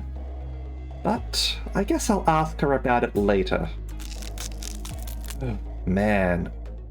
Oh. They can just duel us! I bet there's like a loophole in there to have like a formal duel inside inside a Kezhan. I bet that's the case. Or something like that. If it's for some kind of family hierarch or family head selection contest, why couldn't they save all this fighting until then? Oh, because it would be too late. Late how? every Hierarch candidate must have brought incredibly precious treasures with them. It would be nice if they believed that their own treasure is the most precious of them all, but everyone's going to try to take each other's just to be sure. I see. Just in case someone else brought something even better than their own. And might as well kill them too, for the sake of convenience. Is that how the folks in your family think? What kind of line of thinking is that? But other families didn't seem too different from mine. There. Deepest apologies for intruding upon this most enthralling conversation. However, we may be inviting even further trouble by dallying here. With that, the guide pulled out a watch to check the time. It will be night time soon. The sweepers of this chapter's namesake.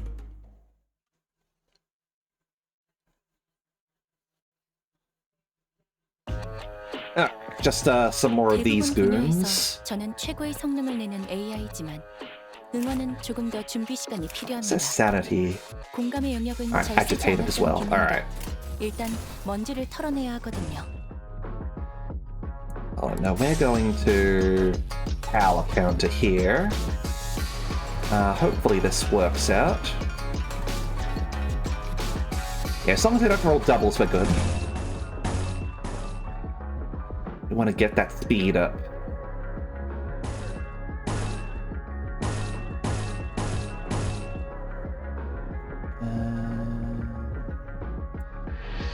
Hold on. Okay. Flashing as per usual. Go with that.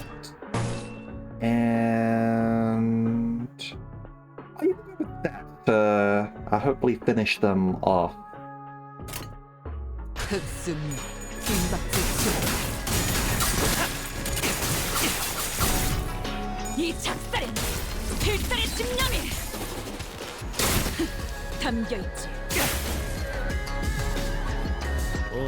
뭐야? Alright, yeah, we got Strider now. Yeah, and we have our speed of 10. Reuse coin, sounds good to me. Headshot.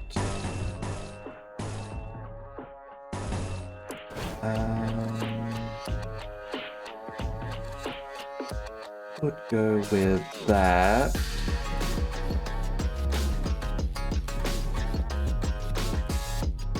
I'll go with that. Hey Sophie, how you going?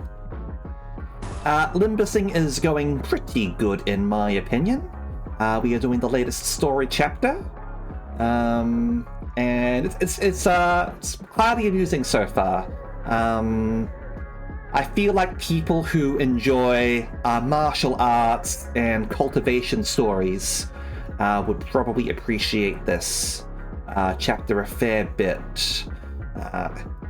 So far, just the cultivation's just been mentioned offhand, but we definitely got a whole bunch of like martial arts, like dueling, and like noble family shenanigans going on. Absolutely.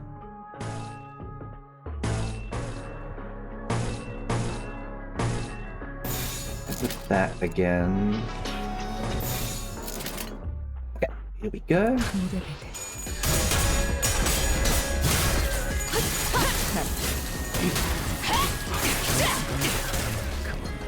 수감자가 되어도 훌륭한 나군. 이제 그 도통 알아들을 수 없는 말투만 고치면 딱 좋겠어. 4번 수감자.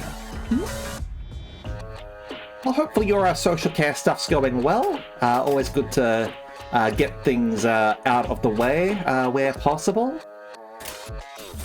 Alright, let's proceed here.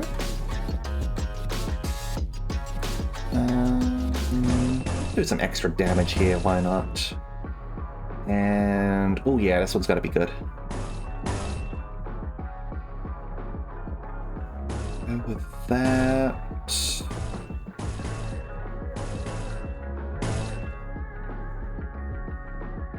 Yeah, open fire.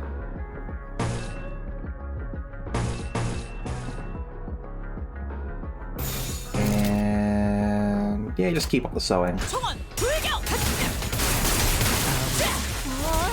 엄청난 공격이었어. 기념할 만한걸? 숨통 끊기. 거쳐. 한 놈도 남지 않을 때까지 지금을 반복한다. 쉴 새는 없다. Glad to hear it. Okay. Alright, yep, so we've still got Strider on.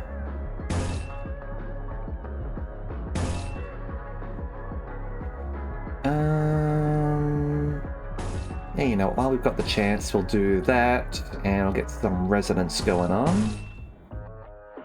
Oh, annihilate this twink. There and there. Over here. And yeah, looks good to me.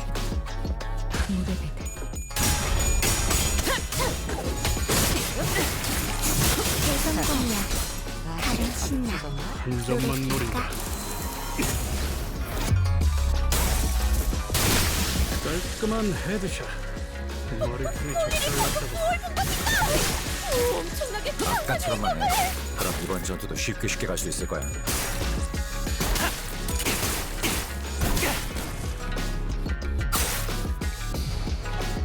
조금 전에 귀하들의 전투는 So yeah, they're all panicked. 과히 좋군. Got you. Full stop. Oh, you paralyzed. Yeah, you're paralyzed.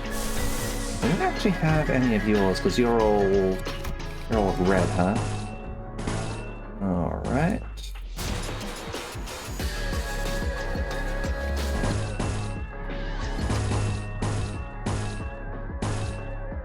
You know what? Go with that. Go with that. You'll shake off that paralysis.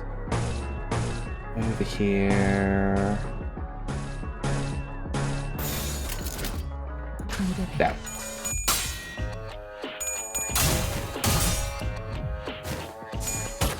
So this guy's dead. 숨통 끊기.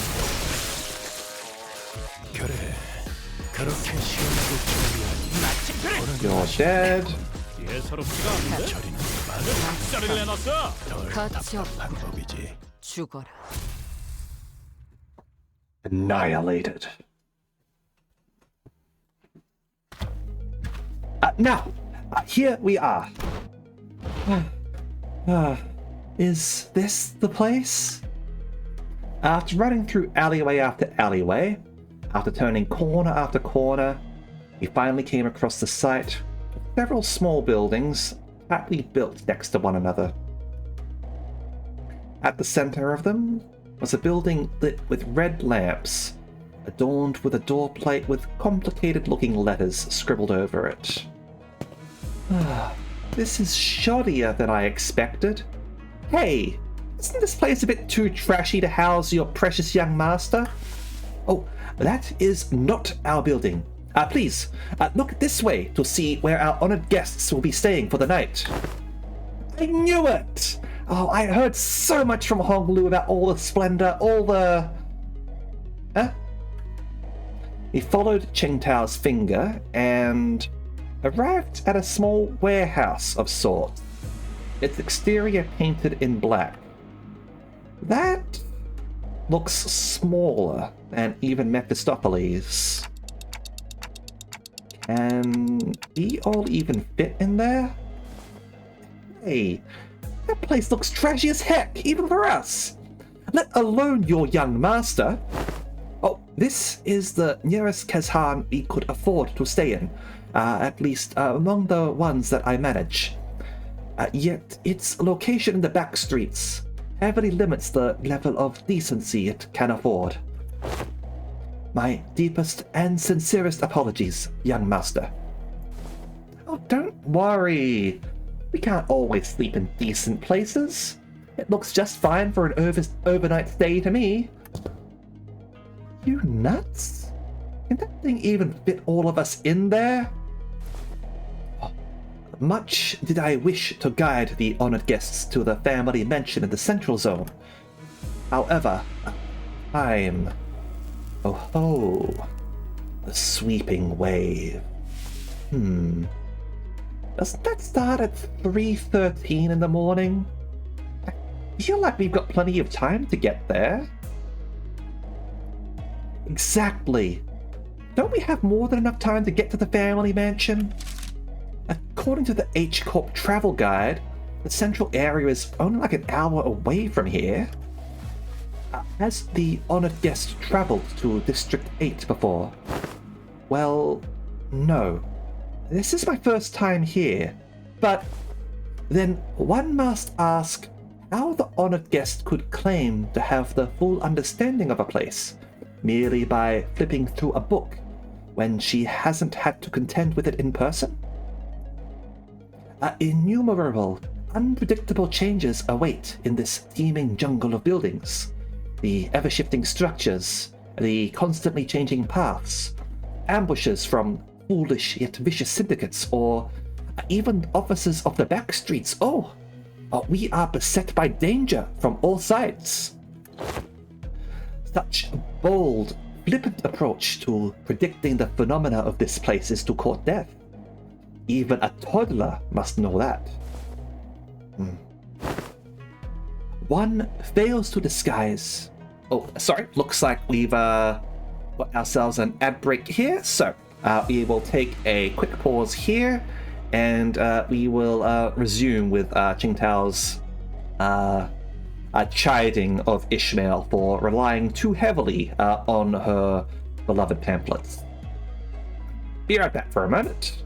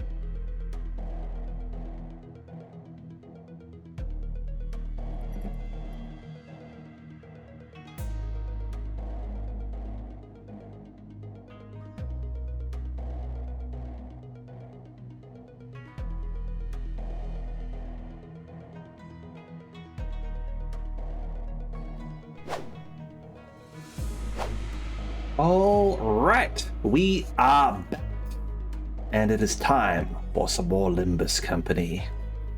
Let's get into it, shall we?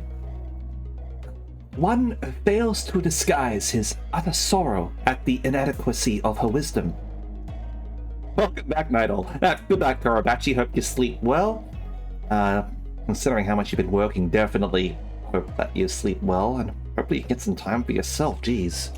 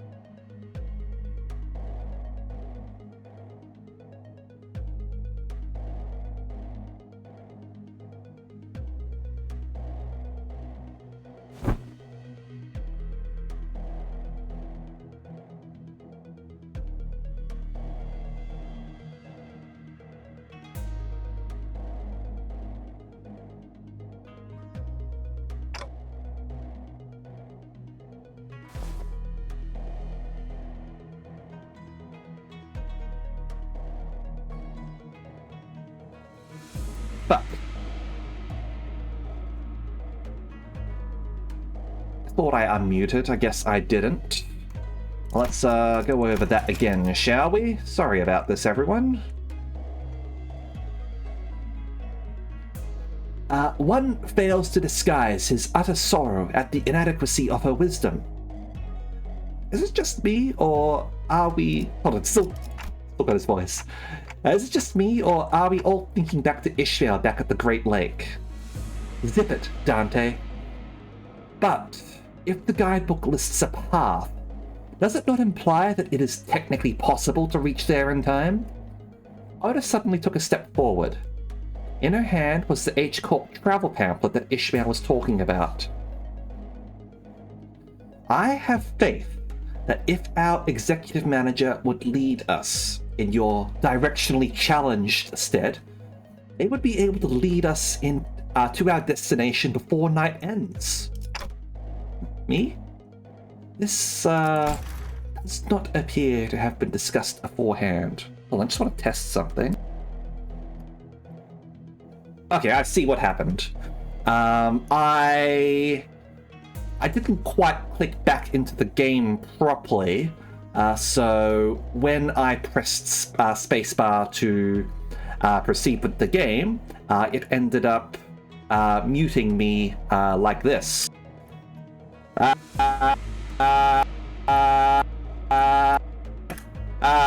Alright. That was the last button I pressed, apparently, so it unfortunately ended up with me being muted. Alright, so we fixed that up. Let's go. Very well. Allow me to speak freely, without frills. My responsibility is to bring the honored guests to the Central Zone and to ensure the young master's safety. It is indeed technically possible to reach the family mansion before the night in the back streets commences. Technically.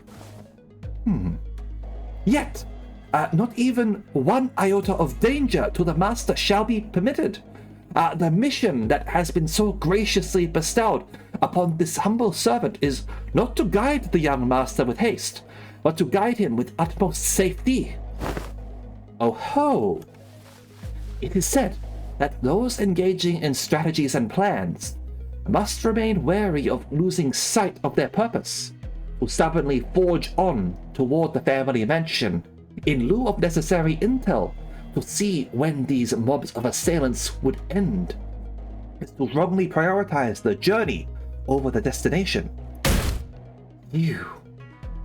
Oh, you. Wonderful. Truly impressive.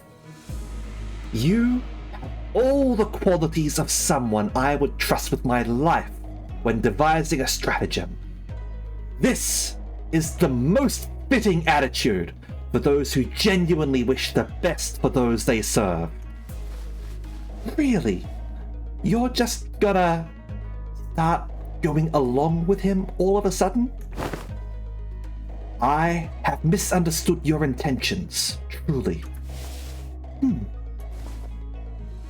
They sparked my ire by comparing some of your choice words with my own. Yet now, my eyes have been opened to the honest loyalty that lies within your heart. Ha ha ha! Oh, this humble servant did not imagine, even in his wildest dreams, that there would be someone who understands the fathoms of his loyalty. It seems that young master has certainly gained an eye for allies and fellowships. Oh, this is a cause for much relief in my heart. Ha ha! Ah, listen to him. This one knows how to jest. They're basically best buds now, huh?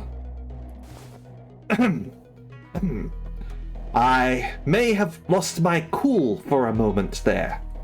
Anyway, this man speaks true. It is highly likely that we would be exposed to attacks of similar nature were we to continue moving at this time.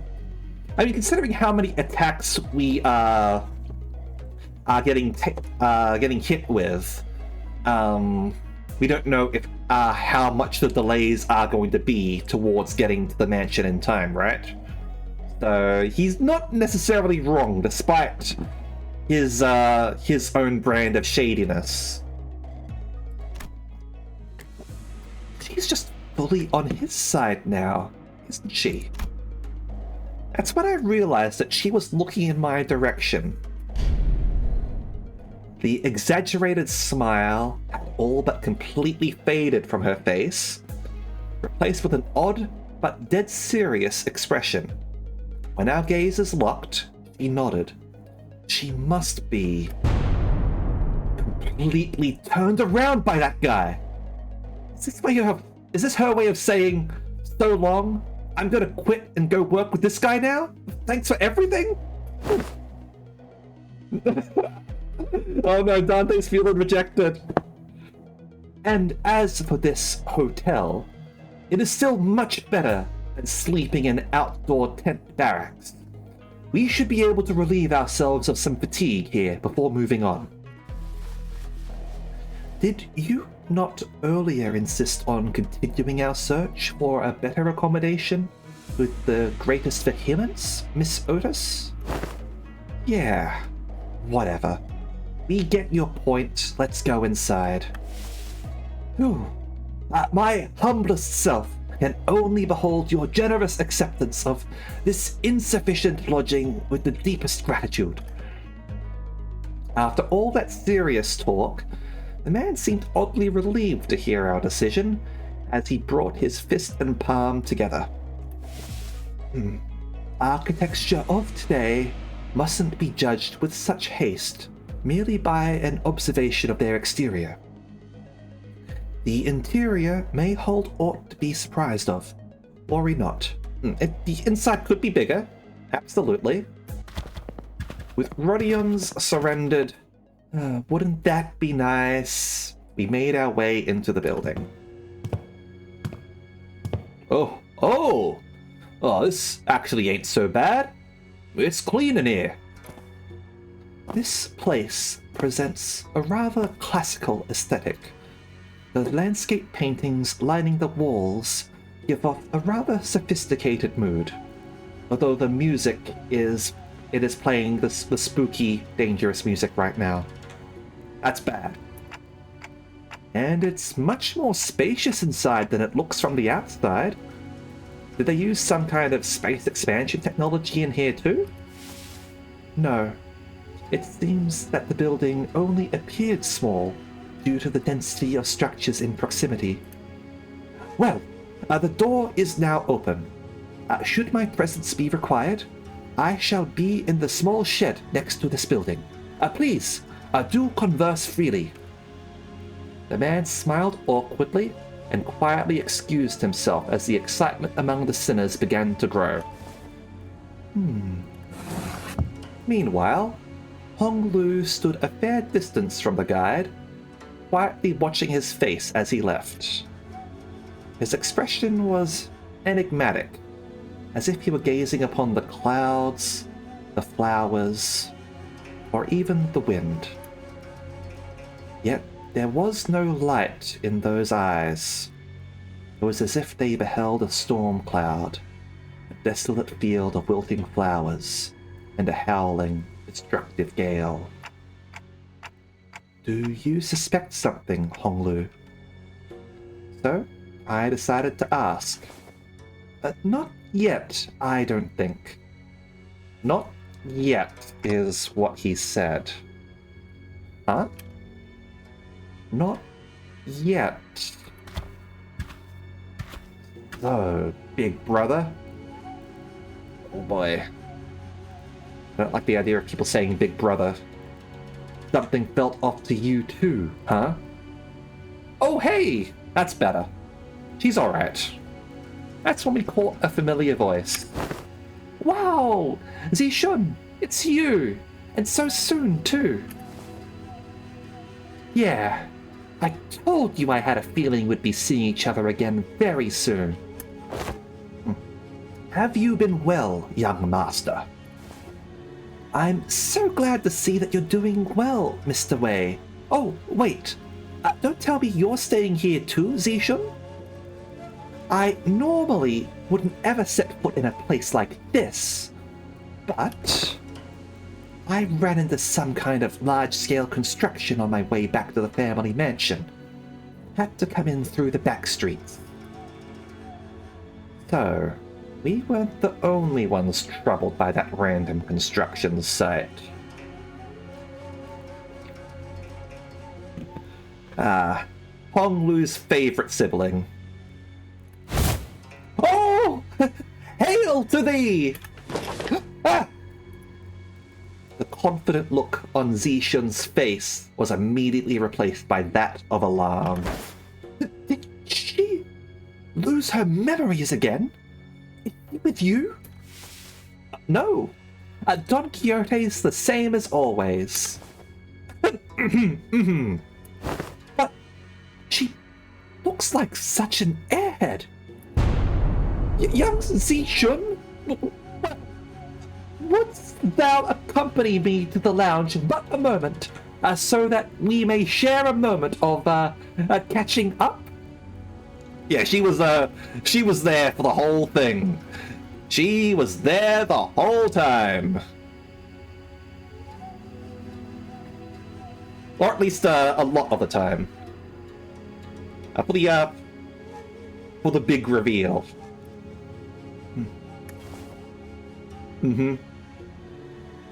Oh. Yeah, actually. Let's do that. Hold on. Jia Jishun seemed to hesitate for a moment, staring at Don Quixote after hearing that her memories were intact, before walking right up to her. I like that idea. Shall we? Wait, why don't you go and find a room for me to stay in, while I talk some things out with her? What? You want to do some catching up, right? Miss, Manager Esquire? Loss of critical personnel may be a cause for disciplinary action, Dante. I don't think there's anything wrong with making friends, though. Looks like Zishun really likes Don Quixote if she's comfortable enough to tease her like that. Ah, that's cute. Finally found a friend her size, right? It's not Don Quixote she likes. She obviously just wants Don Quixote's power she saw back then. My lady, this is hardly the appropriate place for... Fine.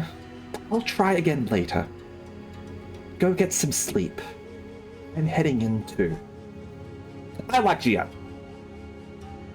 She's got a... I like her design a lot, and she was fun in the previous Kanto as well. I hope she doesn't die in the next Kanto, or in this Kanto either. I hope she's fine. I don't want her to die. Asking to be Don's kindred is certainly a way to get more power. Absolutely.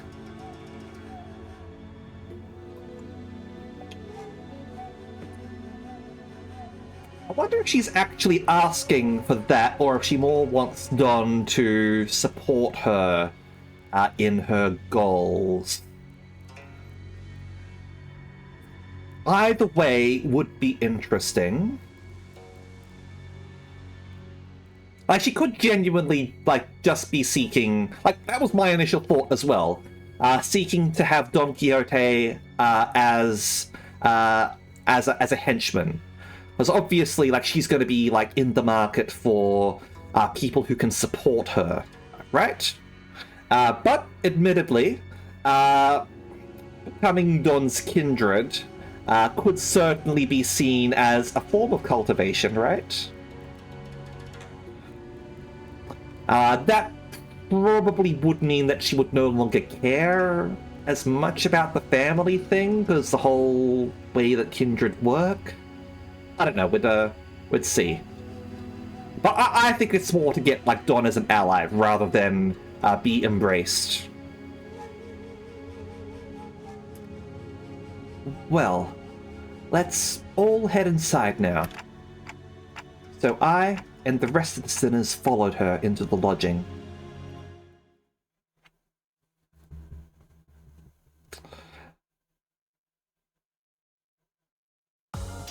좋아. 생동감이 살아있는 좋은 공간이 돼. There's gonna be some Don Gia fan art out there, like in the coming days, I imagine, if there isn't already some now. That's gonna be fun.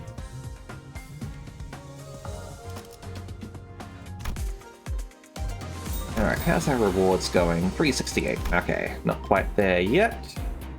Hey, we've got their shadowy figures over there. Lovely. Alright.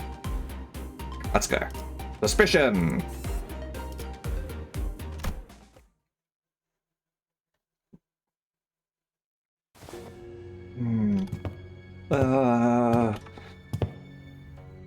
Everyone was busy looking around and commenting on various things in our lodging, but Sinclair appeared to be the most anxious of them all.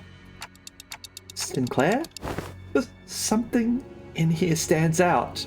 Like, imagine an ideal picture.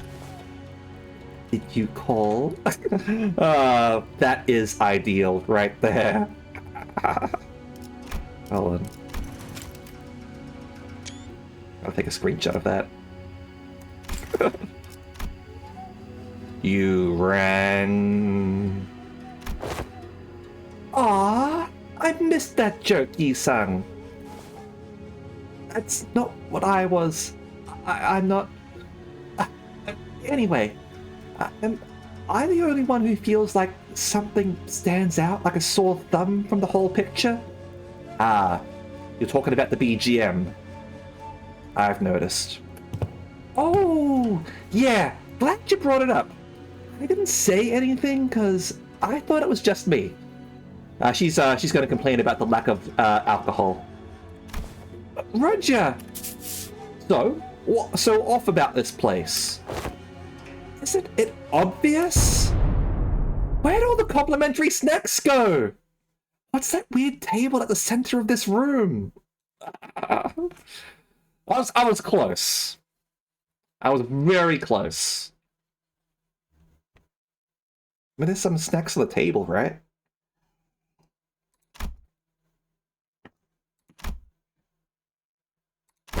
Huh? That is kind of weird, though. What's that table doing here? Its saturated colors are quite the pleasant sight to behold. So, is it any better inside? What the hell is that hideous table? The kerfuffle sparked by the particularly unsightly piece of indoor furniture calmed somewhat once everyone made it inside the building. It doesn't seem like it's in the right place, that's for sure.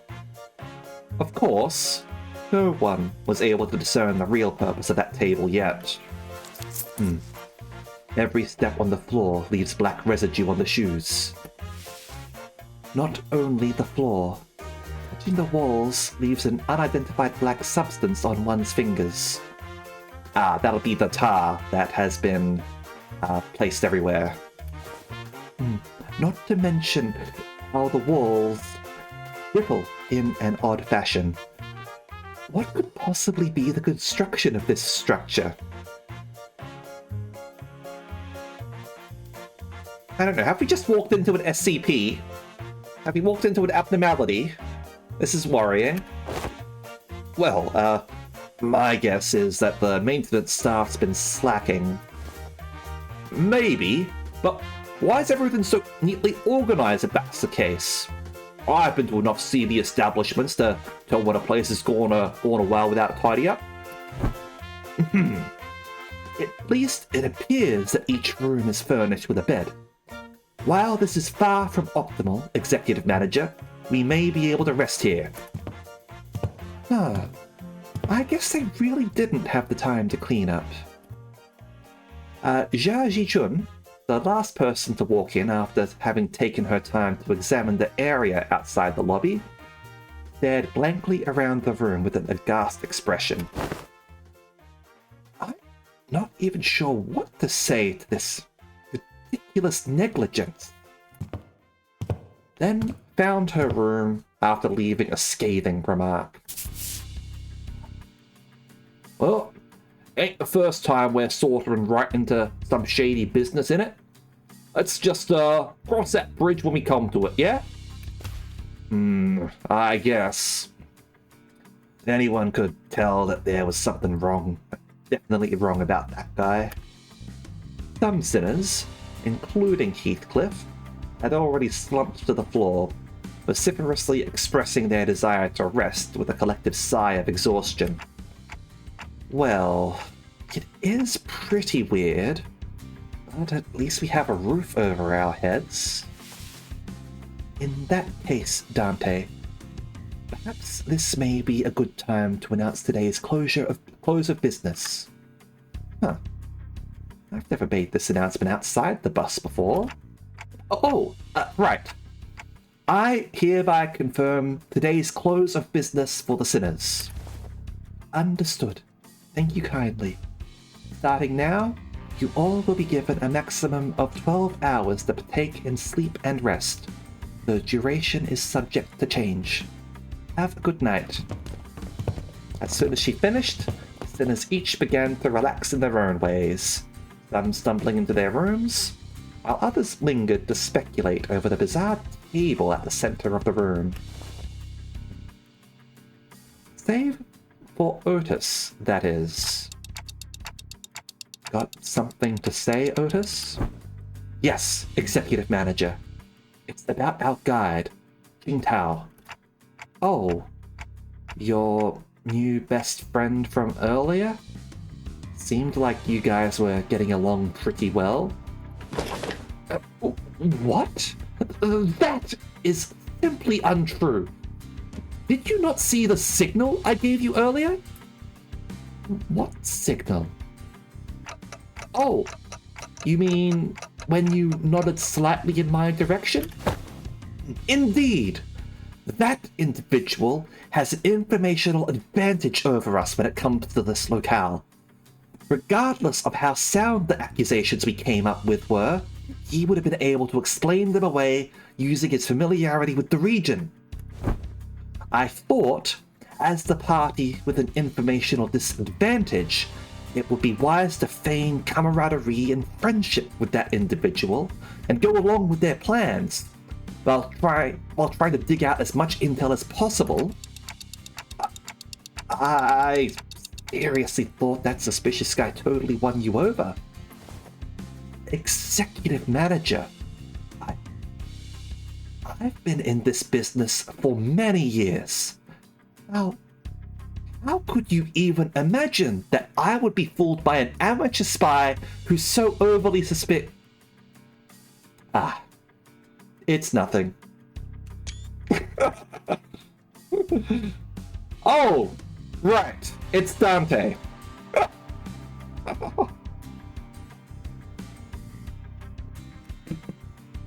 Otis's disappointment was palpable, but she stopped herself as though she remembered that there were more important matters at hand. While it is uncertain as to how long that individual will be accompanying us, it would be reasonable to speculate that he approached the LCCB with the explicit purpose of eliminating Honglu, Jia Baoyu. I present the fact that it was Pilot, that inexperienced greenhorn, who somehow conveniently came across this connection, as another evidence supporting this suspicion. That's also true. Faust also has information to share. Faust joined the conversation after listening to us discuss for some time. I mean, I'm concerned that he's got the whole place bugged, to be honest. Considering he explicitly said, "Hey, you guys, feel free to converse amongst yourselves." A review of every known taboo has failed to identify one he called residential non-aggression taboo that universally prohibits acts of violence within residential areas. But not even a loophole, he just outright lied about that one.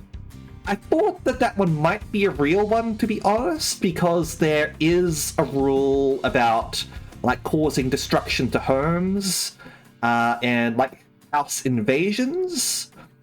Considering...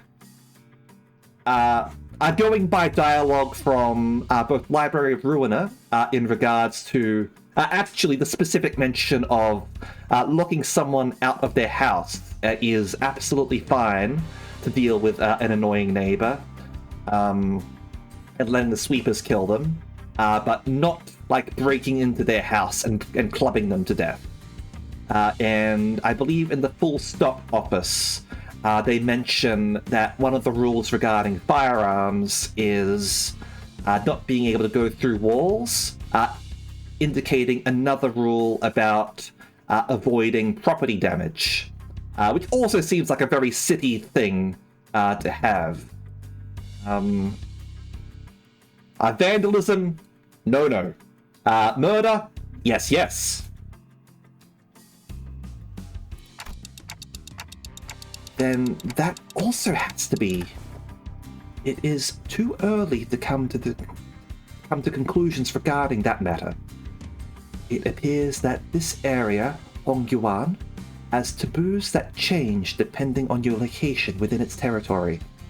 So like the Great Lakes, huh? However, considering every other circumstantial evidence, we can come to a conclusion that he was most likely lying to us. You know, I'm really looking forward to when this chapter gets voice acted, because I imagine Otis and what's his name, Qing Yao, are going to have some really funny voice lines interacting with each other as they go over the top with their compliments, both for their masters and for each other, like when they were laughing together. That's going to be awesome. I'm looking forward to when this is voice acted. Your assessment cannot be denied. Also, Otis is getting a bit of a spotlight in this chapter, which is quite nice. Looking at the amount of lines characters have overall in Limbus Company, Otis has one of the least amount of lines, I believe. In that case, we must already be deep within the enemy's machinations. The constant stream of random assailants we faced earlier, was also most likely also a part of their plan. I would reword that a little bit. It may very well be that this building itself is also a trap. Yet we lack the intelligence about this particular back streets to be certain. However, we do have one minor advantage.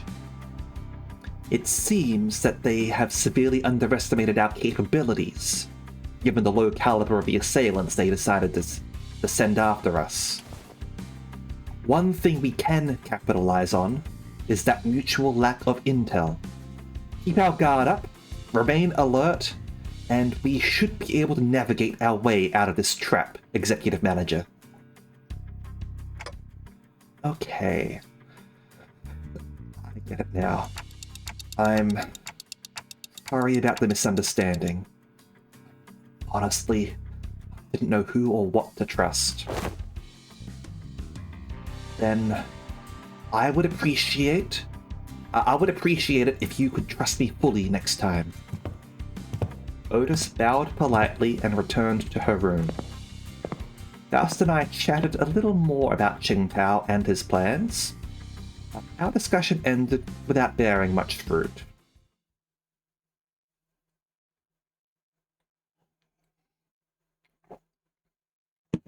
Hopefully this place isn't open to the sweepers. Alright. Witnessing! Oh hey, we're about to have a Heisho arrive, it seems.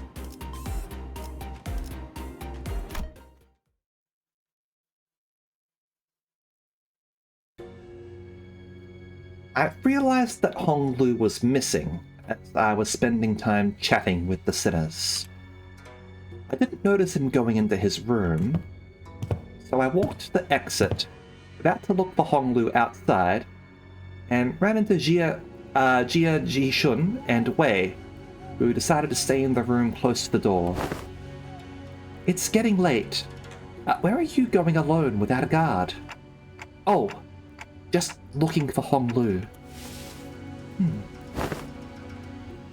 Right. I can't understand what you're saying. Oh. Right. When it comes to conversing without the sinners, I find that there are two types of people. The first type usually says whatever is on their mind without pausing for or caring to hear my reply. Given that this type of person isn't actually looking to communicate with me, that simplifies things a little on my end. However, it's also oddly insulting, as it seems as though they don't recognize me as a human, but rather a wall. Or a clock on a wall. And the other type is the one that reads me so well that they might as well be able to hear what I'm saying. Virgilius falls into the latter category. He recognizes the pitch of my tics and tocs, reads my body language, or sometimes even claims to see my expressions, like how Don Quixote does. And Zia Ji-chun, who saw through me with that short exchange. Okay, let's see. Just looking to get some early morning air? Oh, Does your prosthetic head even have a respiratory function? Wouldn't have guessed from the way it looks. Did not belong in either category. No, not really. I'm just looking for Honglu, because I haven't seen him in a while. Oh, it's time to get out the old pen and paper and start writing. You're shaking your head, so no. Then, are you looking for something to eat? She is a new one. The type that tries to figure out what I'm saying without asking for help. My lady, would it not be wise to wake or find someone who may be able to translate? They would have done that themselves if it were something important. I'm kind of curious, though. What was that hand gesture you made when I first asked? You, brought your index fingers up to your... cheeks. Well, Honglu's always smiling, so I thought maybe I could simulate his smile to convey that I'm looking for him.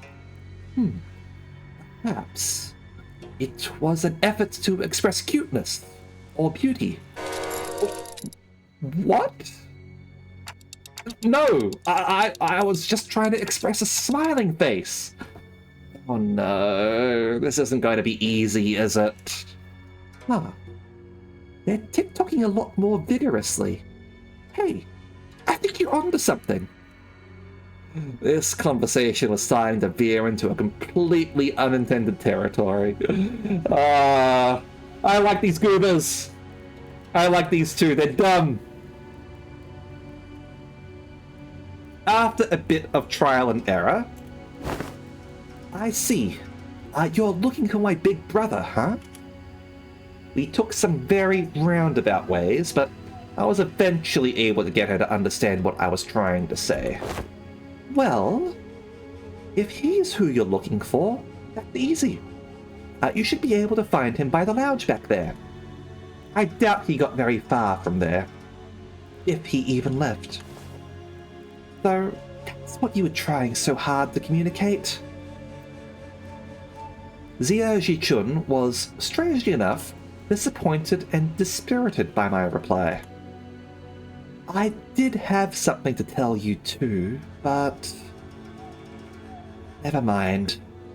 I feel like the mood's been ruined. Let's talk about this at another time. I was curious, but it would also take ages for me to ask how she's feeling. So I nodded to express my gratitude before heading to the back entrance. And found Honglu, gazing at the hazy scene out the opaque window.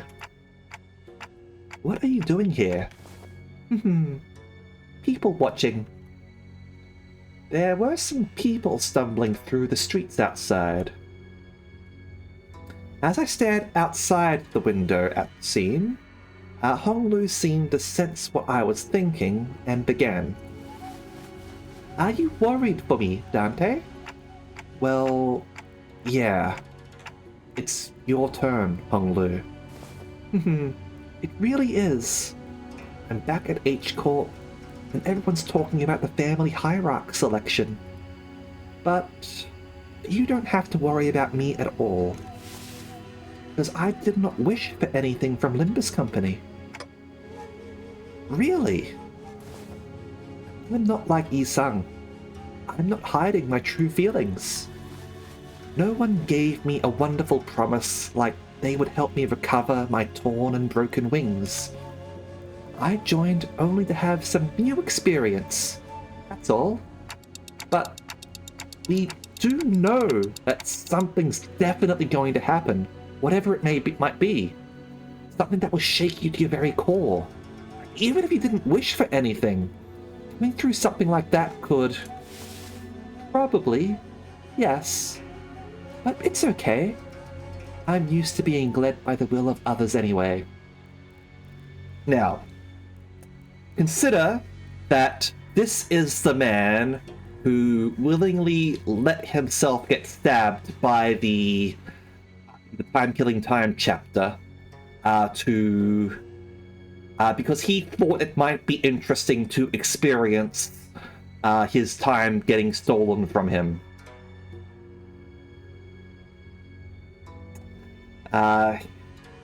He is profoundly different from most people, with different goals,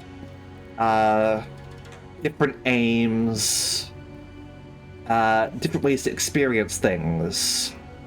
I wonder if part of it is due to his excessive wealth, that he's just grown tired of the ordinary everyday experiences, because he's experienced it all. So he's looking for new and novel ways to entertain himself. Similar to the way that you get a prince who decides to slum it with the poor folk. I don't quite think it's just that, though.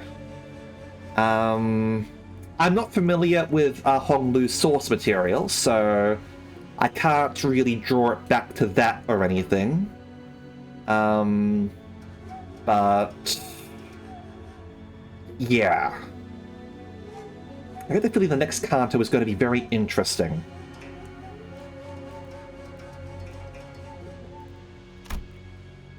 No matter what happens here, I can't do this like everyone else.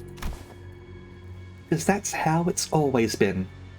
Whatever happens to me, or to those around me, I only... A loud, boisterous bellow suddenly cut Honglu off, even before he could finish his sentence. I'm definitely interested in seeing what sort of character development he might go through in his chapter. Absolutely. Whether something will be able to shake him, jar him from his very sort of like easy breezy, lackadaisical attitude. Anger, like, would certainly be something. Possibly like profound sadness. I don't know. Yeah, we'll have to see, I guess. They're definitely cooking though with Honglu. That something's going to happen, and it's going to be incredible. Oi! Let go of me! Just listen to that sob talking and tell me I'm not supposed to get mad at that! Dang it! Lower your voice! What are you guys doing back there? Gregor and Heathcliff, who were most likely hiding behind the entrance door, tumbled into view. The paws have gotten involved, I see. Hold on, give me a moment.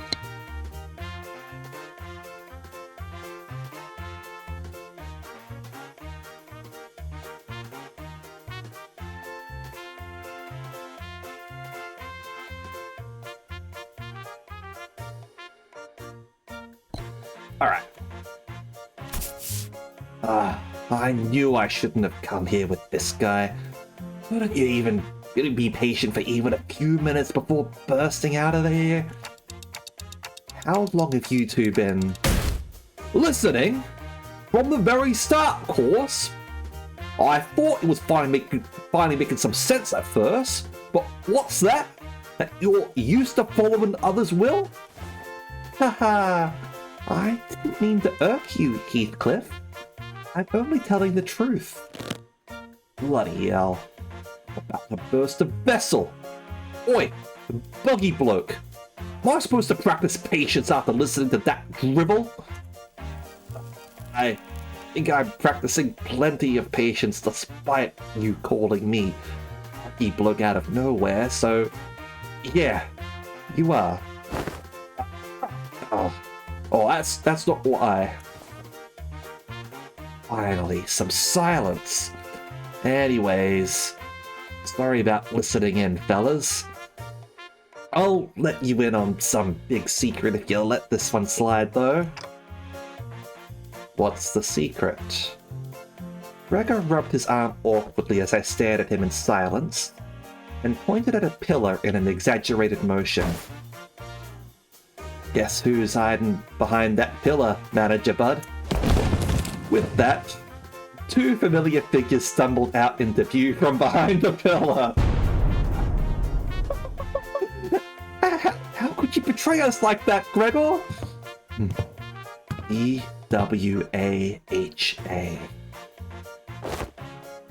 Bad, weak, and highly annoying.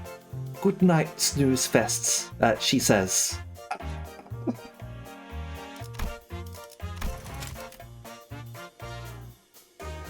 Oh, Sinclair added that one on, it seems.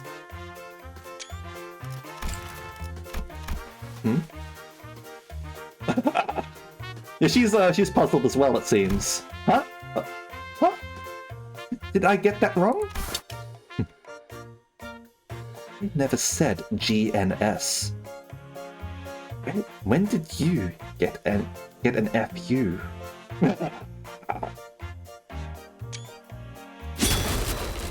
Ryoshu looked at Sinclair with some interest before slicing open the ceiling above the entrance. And with an uncharacteristically wet noise for something cutting through a wall, a black ink-like substance dripped onto the floor, followed by Roger and Otis crashing down after it. GTFO. Ah! Didn't realize I had garnered such an audience for my story. Where's Ishmael? Executive Manager? The sole reason I followed you out here was for the purpose of protection, as I was concerned for your safety. I am not like the others who have followed you merely to sate their curiosities. Me? I was just bored. That one's honest, at least. Then, shall we continue the conversation, Dante? Everyone, back to your rooms, now! Alright, so... no Ishmael, no Faust, no Maso. No Don. Alright. So, looking at the time... You know, let's do another one. Let's do one more, because we'll get to introduce ourselves to the Hey Show pack, and then we will wrap up for the night, alright? This will probably go a little bit over time, but, you know, that's alright. Alright, so let's go. Oh, hello.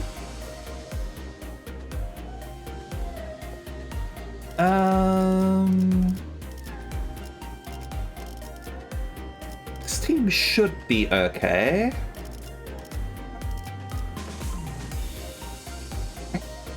Oh, excuse me. Still need to level up T-Corp Don. Excuse me, again. I was sort of sitting on my resources for the next event, so that I could level up like Heisho, Ryoshu, and Otis. So I haven't sort of like done anything too much. Alright, so let's go. Seems good to me. 기차와 같이 달려나가겠소! After that little kerfuffle, just as everyone was scattering to their rooms, Otis suddenly began to vehemently oppose leaving me all on my own. Are you absolutely certain, Executive Manager? I think she's probably onto something.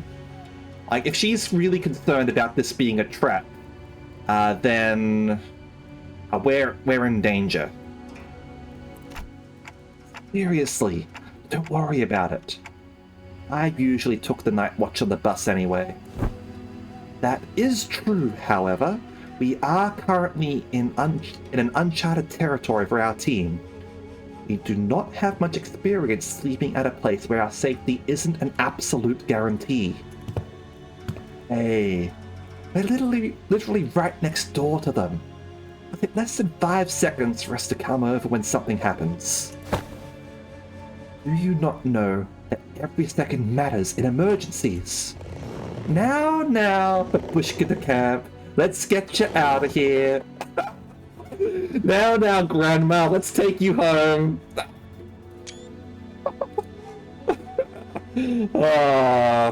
Roger. Straight out of the meme.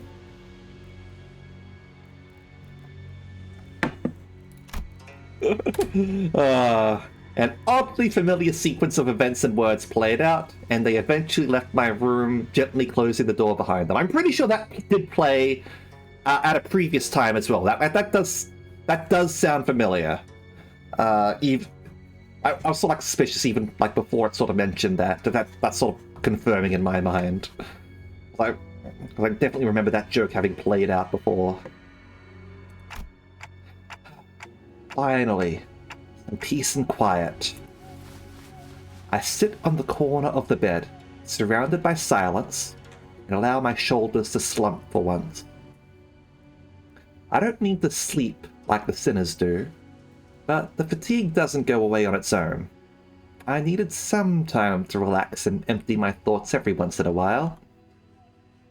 While I've got somewhat used to the pain, it still hurts like hell when I rewind the sinner's time. And the longer this journey got, the more frequent and severe the sinner's injuries became. They did get stronger, that's for sure, but so did our enemies. Which meant that my clock is always turning and turning without a moment to rest. So, I think of the star. Before the great gates which I face with every revival, I witness its intricate engravings and feel its silent vibrations. We haven't had mention of this for a while. Like, this just got mentioned in the prologue, and like they've not touched upon it again. So glad they're circling back to it. Even after a whole year, I am still no closer to understanding what they were supposed to represent. But by emptying my thoughts and just taking in the sights, I find myself calming down. Also, the wind is quite cool and crisp tonight. Wait, that's weird. Wind? What's the sudden chill? Something opened the window. There's no way this gentle breeze could have unlatched and left my window wide open like that. If it did, it would have made a pretty loud noise. Besides, this chill isn't coming from in front of me. I slowly turn around to look at where the window was supposed to be, only to see a melted wall and an intruder slinking through this newfound opening. Who are you?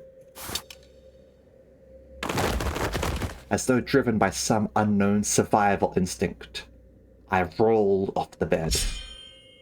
But there was already a blade right where my neck and head met, its steel a shearing cold. Just a little nudge, and I'd be dead even before I could even make a tick. I remembered how worried Otis was to leave me alone. I thought she was just being paranoid. I should have trusted her judgment. Just as I was getting ready for my final struggle, my final moments filled with regret about not listening to Otis's advice. What a pathetically thin blade. Too delicate to have the clock CIH, don't you think? Not sure what CIH is there.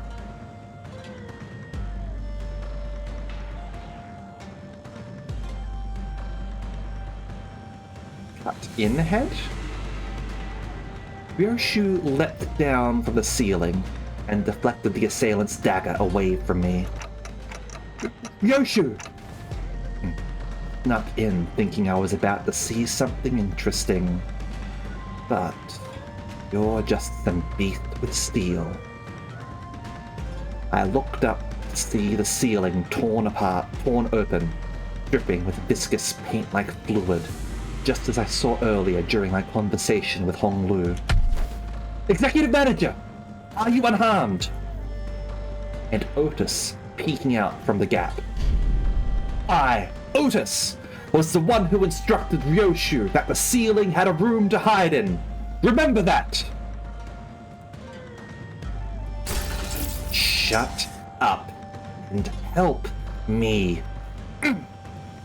Oh, I thought this one was just some beast with steel. I could have cut this beast in half, sword and all, had I not been on the bus. All of your abilities were diminished the moment you were hired by this company. Equally defanged and depowered, if you will.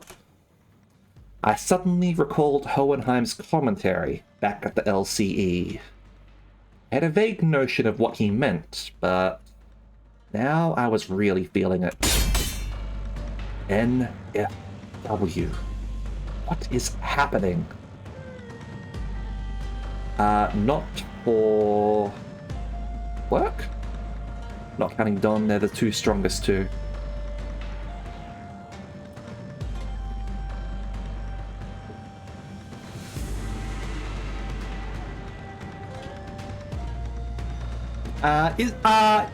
Is this the theory that because of the way that they showed up in the CG of the during the LCE event, that they were just like behind Don, like in order, like with the line? So I remember seeing someone mention something about that. That dude mentioned that specifically. It's not a theory. I thought he said that Don was the strongest, Yi-Sang was the weakest, everyone else doesn't matter because people only care about first and last, and Gregor is potential man. I thought that's how things were for that.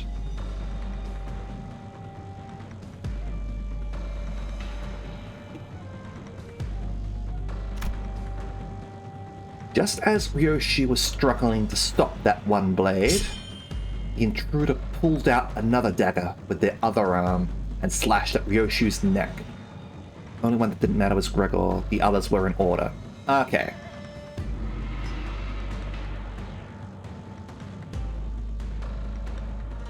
I did wonder if, I wonder if it is a red herring, because otherwise they would have mentioned it in the dialogue, but then again, Project Moon is the kind of company that when they tell stories, like basically everything is integrated with the gameplay, sometimes to a detriment, but usually for the positive. So, yeah, if they were genuinely in order, like in the visuals, then that's probably accurate. Beast of a Heisho pack. The intruder would have cut her throat had Wei not burst through my door. Who wields you now? I don't suppose dialogue is an option. Light enters not the vast garden, yet as falls a star into its fathoms still. Ah, that's the song that was being sung earlier, wasn't it? No! The intruder reached into his clothes, muttering an odd invocation. Yet, a talisman. Wait! Get it together! But my lady! Just as the intruder's muttering began to grow intense, Jiazi Shun leaped into my room and struck the stranger with her fan. Were you going to let that bastard finish that stupid spell? They almost activated the Q-Corp talisman! Ah, getting, more singularity stuff going on here, huh? Apologies, my lady. It seems that I still remain somewhat bound by that spell. Listen! You're no longer a Heisho. You serve me now, got that? You don't have to let those things control you anymore. Ah, we got some backstory for Wei, huh? Lovely. Yes, my lady. My apologies. I fell limply to the bed with a sudden alleviation of stress and pressure. Hey, are you... I understand them anyway. I managed to stop the assassin before he laid a hand on them, fortunately. Got it. I don't think there was anyone else in here. Let's switch the lights on. Click. When the lights came on, we saw... This one's from a Mao branch, isn't it?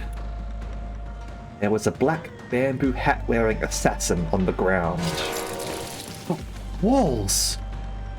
The walls that appeared solid before we all went to sleep were now melting away, as if they were a viscous fluid. There is something wrong with this building. I knew that they must have done something to this building, but... Oh, it's a hay show here. This whole operation's gotta be spearheaded by someone with real power. This isn't just an ambush from an overexcited family hierarch contestant. That's what I'm starting to think as well, Sion. And if this is a fake building, that means the sweepers can get in here as well. The sweepers can't go into buildings. If this is not a building, they can absolutely clean this place. What I don't understand is, why the Mao branch? There are better hay show branches to use if all they wanted was to cut off the clock's head. I would also explain, like, the stains that people could feel from the walls and the ground. It's ink, right? This is all ink. This is an ink building, or paint, or something along those lines.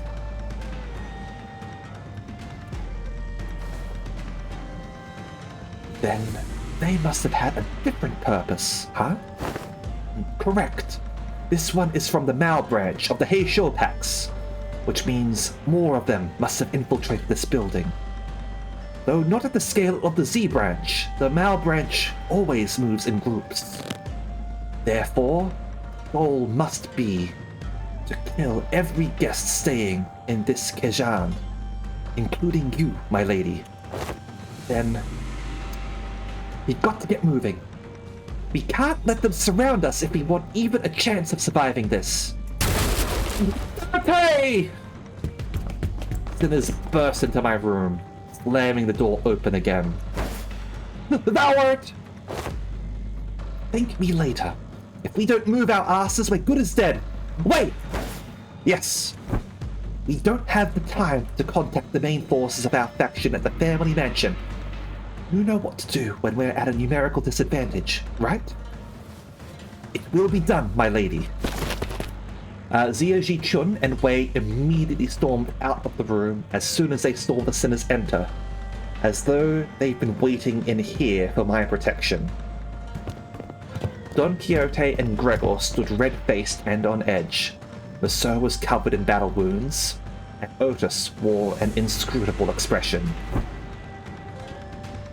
I stand before you in shame. To have to borrow the hands of another to protect the executive manager. No. I should have listened to what you said. Extrapolating from the pattern by which the walls have disintegrated, it is likely that they utilized the identical means of infiltration for each sinner. Right. Were you attacked by bamboo hat assailants too? Their ranks number many, Manager Esquire. Yet, for how many of them there were, they were unsettlingly silent. Verily, we were almost... Not almost. I saw on the way here that some of us did get killed. Impaled straight through the gut. Yeah, that's what I was thinking. After they sort of explained that the ambush was happening everywhere. So the people who aren't here with us are probably dead or very badly injured. So that would be Isang, Faust. Hold on, let me snooze this. Ishmael.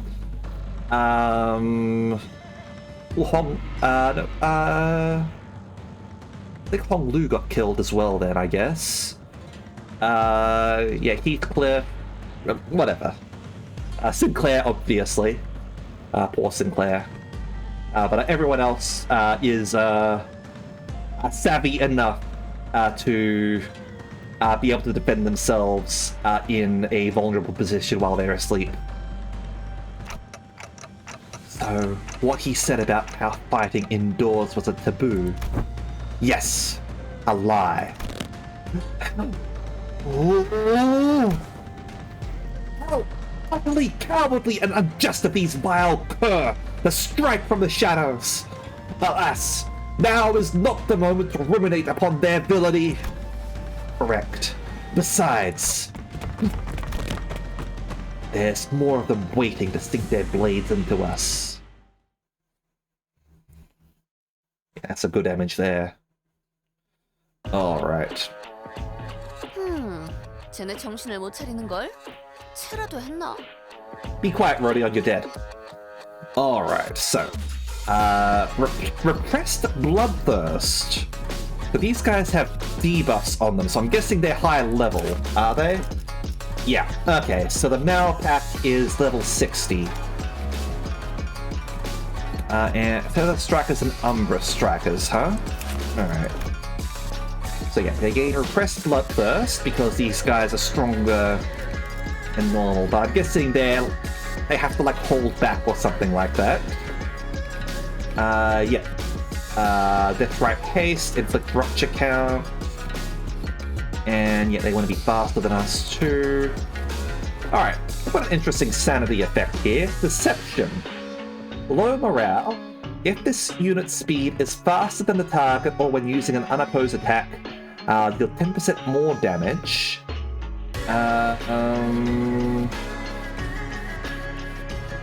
Alright, so they actually get buffed when they're panicking.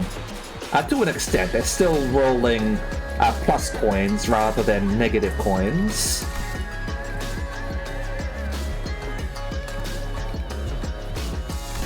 Alright. On hit without cracking, reuse this coin by this unit's speed divided by 4.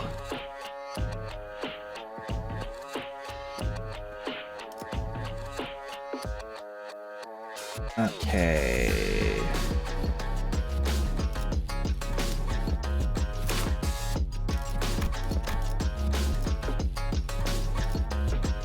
Umbra Strike.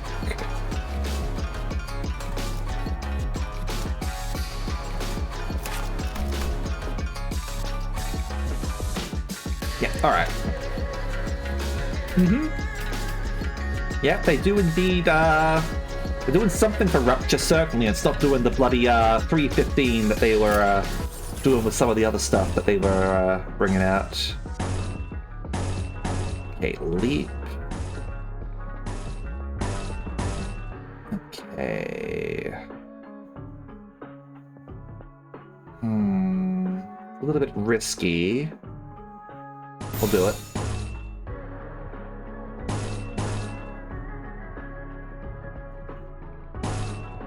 We'll evil our flesh. And... nah, clash. Let's do this. Need to increase our speed after all. Damn it! Get defeated by it. At least we rolled high for it. 확실히 훌륭한 5번 수감자. 적군이 위험한 순간도 넘어간 적이 많다지. Okay. Yep, so we've got our haste on us now. Go there. Got acupuncture, that should work.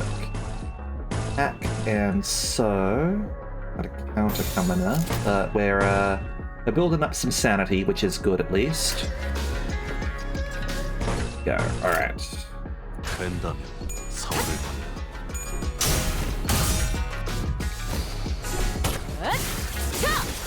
숨통 끊기. Sadly, we didn't have our speed to do an extra coin. Unfortunate.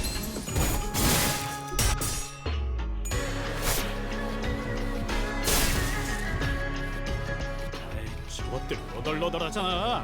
일단 정신 못 차리는 놈 대가리부터 뭉개. Got a stagger on you. That's good.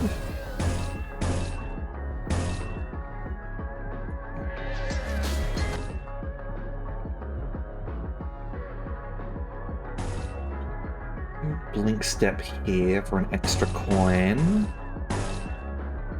Acupuncture.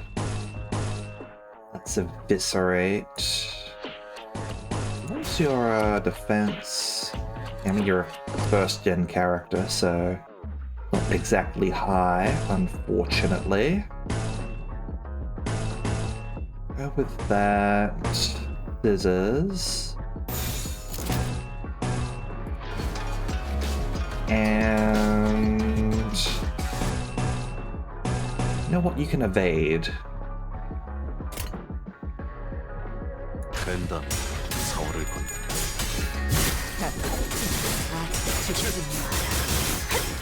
적에게 치명상을 입혔군요.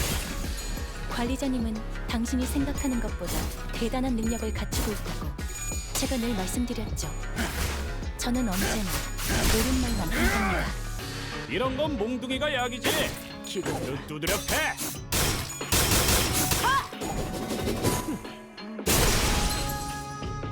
와, 엄청난 공격이었어. 기념할 만한 걸.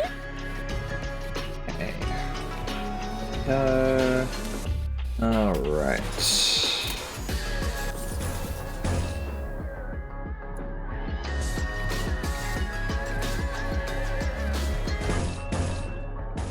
Next step there. I'll do that to keep our speed up. Over here. Actually, maybe we should do this. Get some absolute resonance going on. Yeah, that'll absolutely help this hack out, so we can match that if they happen to roll good. Alright, yeah, draw of the sword. Do acupuncture there, and a great leap forward. 된다. 사월을 건다. 위험을 가진 사람을 너무 제대로 무너져. Oh, are these guys running away? 사무실 직원을 더 늘릴 제동 외에는 없고. 제대로 들어갔습니다. 기어를 꺾는다. Yeah, it looks like they're running away. 기세가 좋군. 밝은 달 아래 맑은 바람이라도 쐬는 표정이야, 기아들. Okay, so our speed doesn't go up unless we actually get the counter. Just because we've got it here, it doesn't count as being used, unfortunately. Alright. Fair enough. We do still have the +5 speed. Although, only at 9, not 10. Yeah, we can get ourselves a rip space going on. 흑수미 빈박질 준비.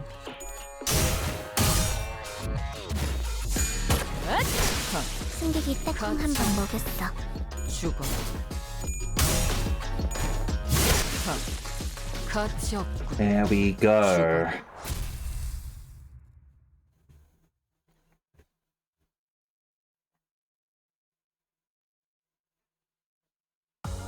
승부수가 먹혀들었군. 판세는 완벽히 우리에게 있었다. 정착지를 찾을 때까지 이 기세를 잃지 않기를. Maso managed to clinch the damage. That's pretty good. Usually he doesn't. Alright, so let's grab that. And we are going to wrap things up for the night. Although don't worry, we are going to resume this tomorrow. Alright. I'm not sure if we'll be able to finish tomorrow, but we will do our best, okay? So we'll do that there. And yeah, close the game. Yeah, no problem. Hope you all enjoyed that. I'm certainly enjoying the new story. I'm glad that it's got some Otis stuff. Obviously, we were expecting Hong Lu. It makes sense why Otis is the event character for this. Got some good themes. We got some returning characters. Both Gia and our comrades at Limbus Company as well, which are good to see. Yeah. As I said, tomorrow we will be doing some more Limbus Company. Hoping to finish, but if we can't, that's okay. We will finish next week. No streams over the weekend because I'm going to a mega game on Saturday, and I am going to be doing a more This World Summons Too Many Heroes stream with friends on Etton's channel on the Sunday. So look forward to that, everyone. Yeah. Let's go and raid somebody, shall we? Okay. Now, let us go and raid. Let's see. Let's go raid Marshall Banana, who is playing some Zone Zero at the moment. I haven't had a chance to raid Marshall in a while, so always try to check in on friends and comrades where possible. Alright, so thank you very much as always, and I hope to see you all next time. Okay? See ya!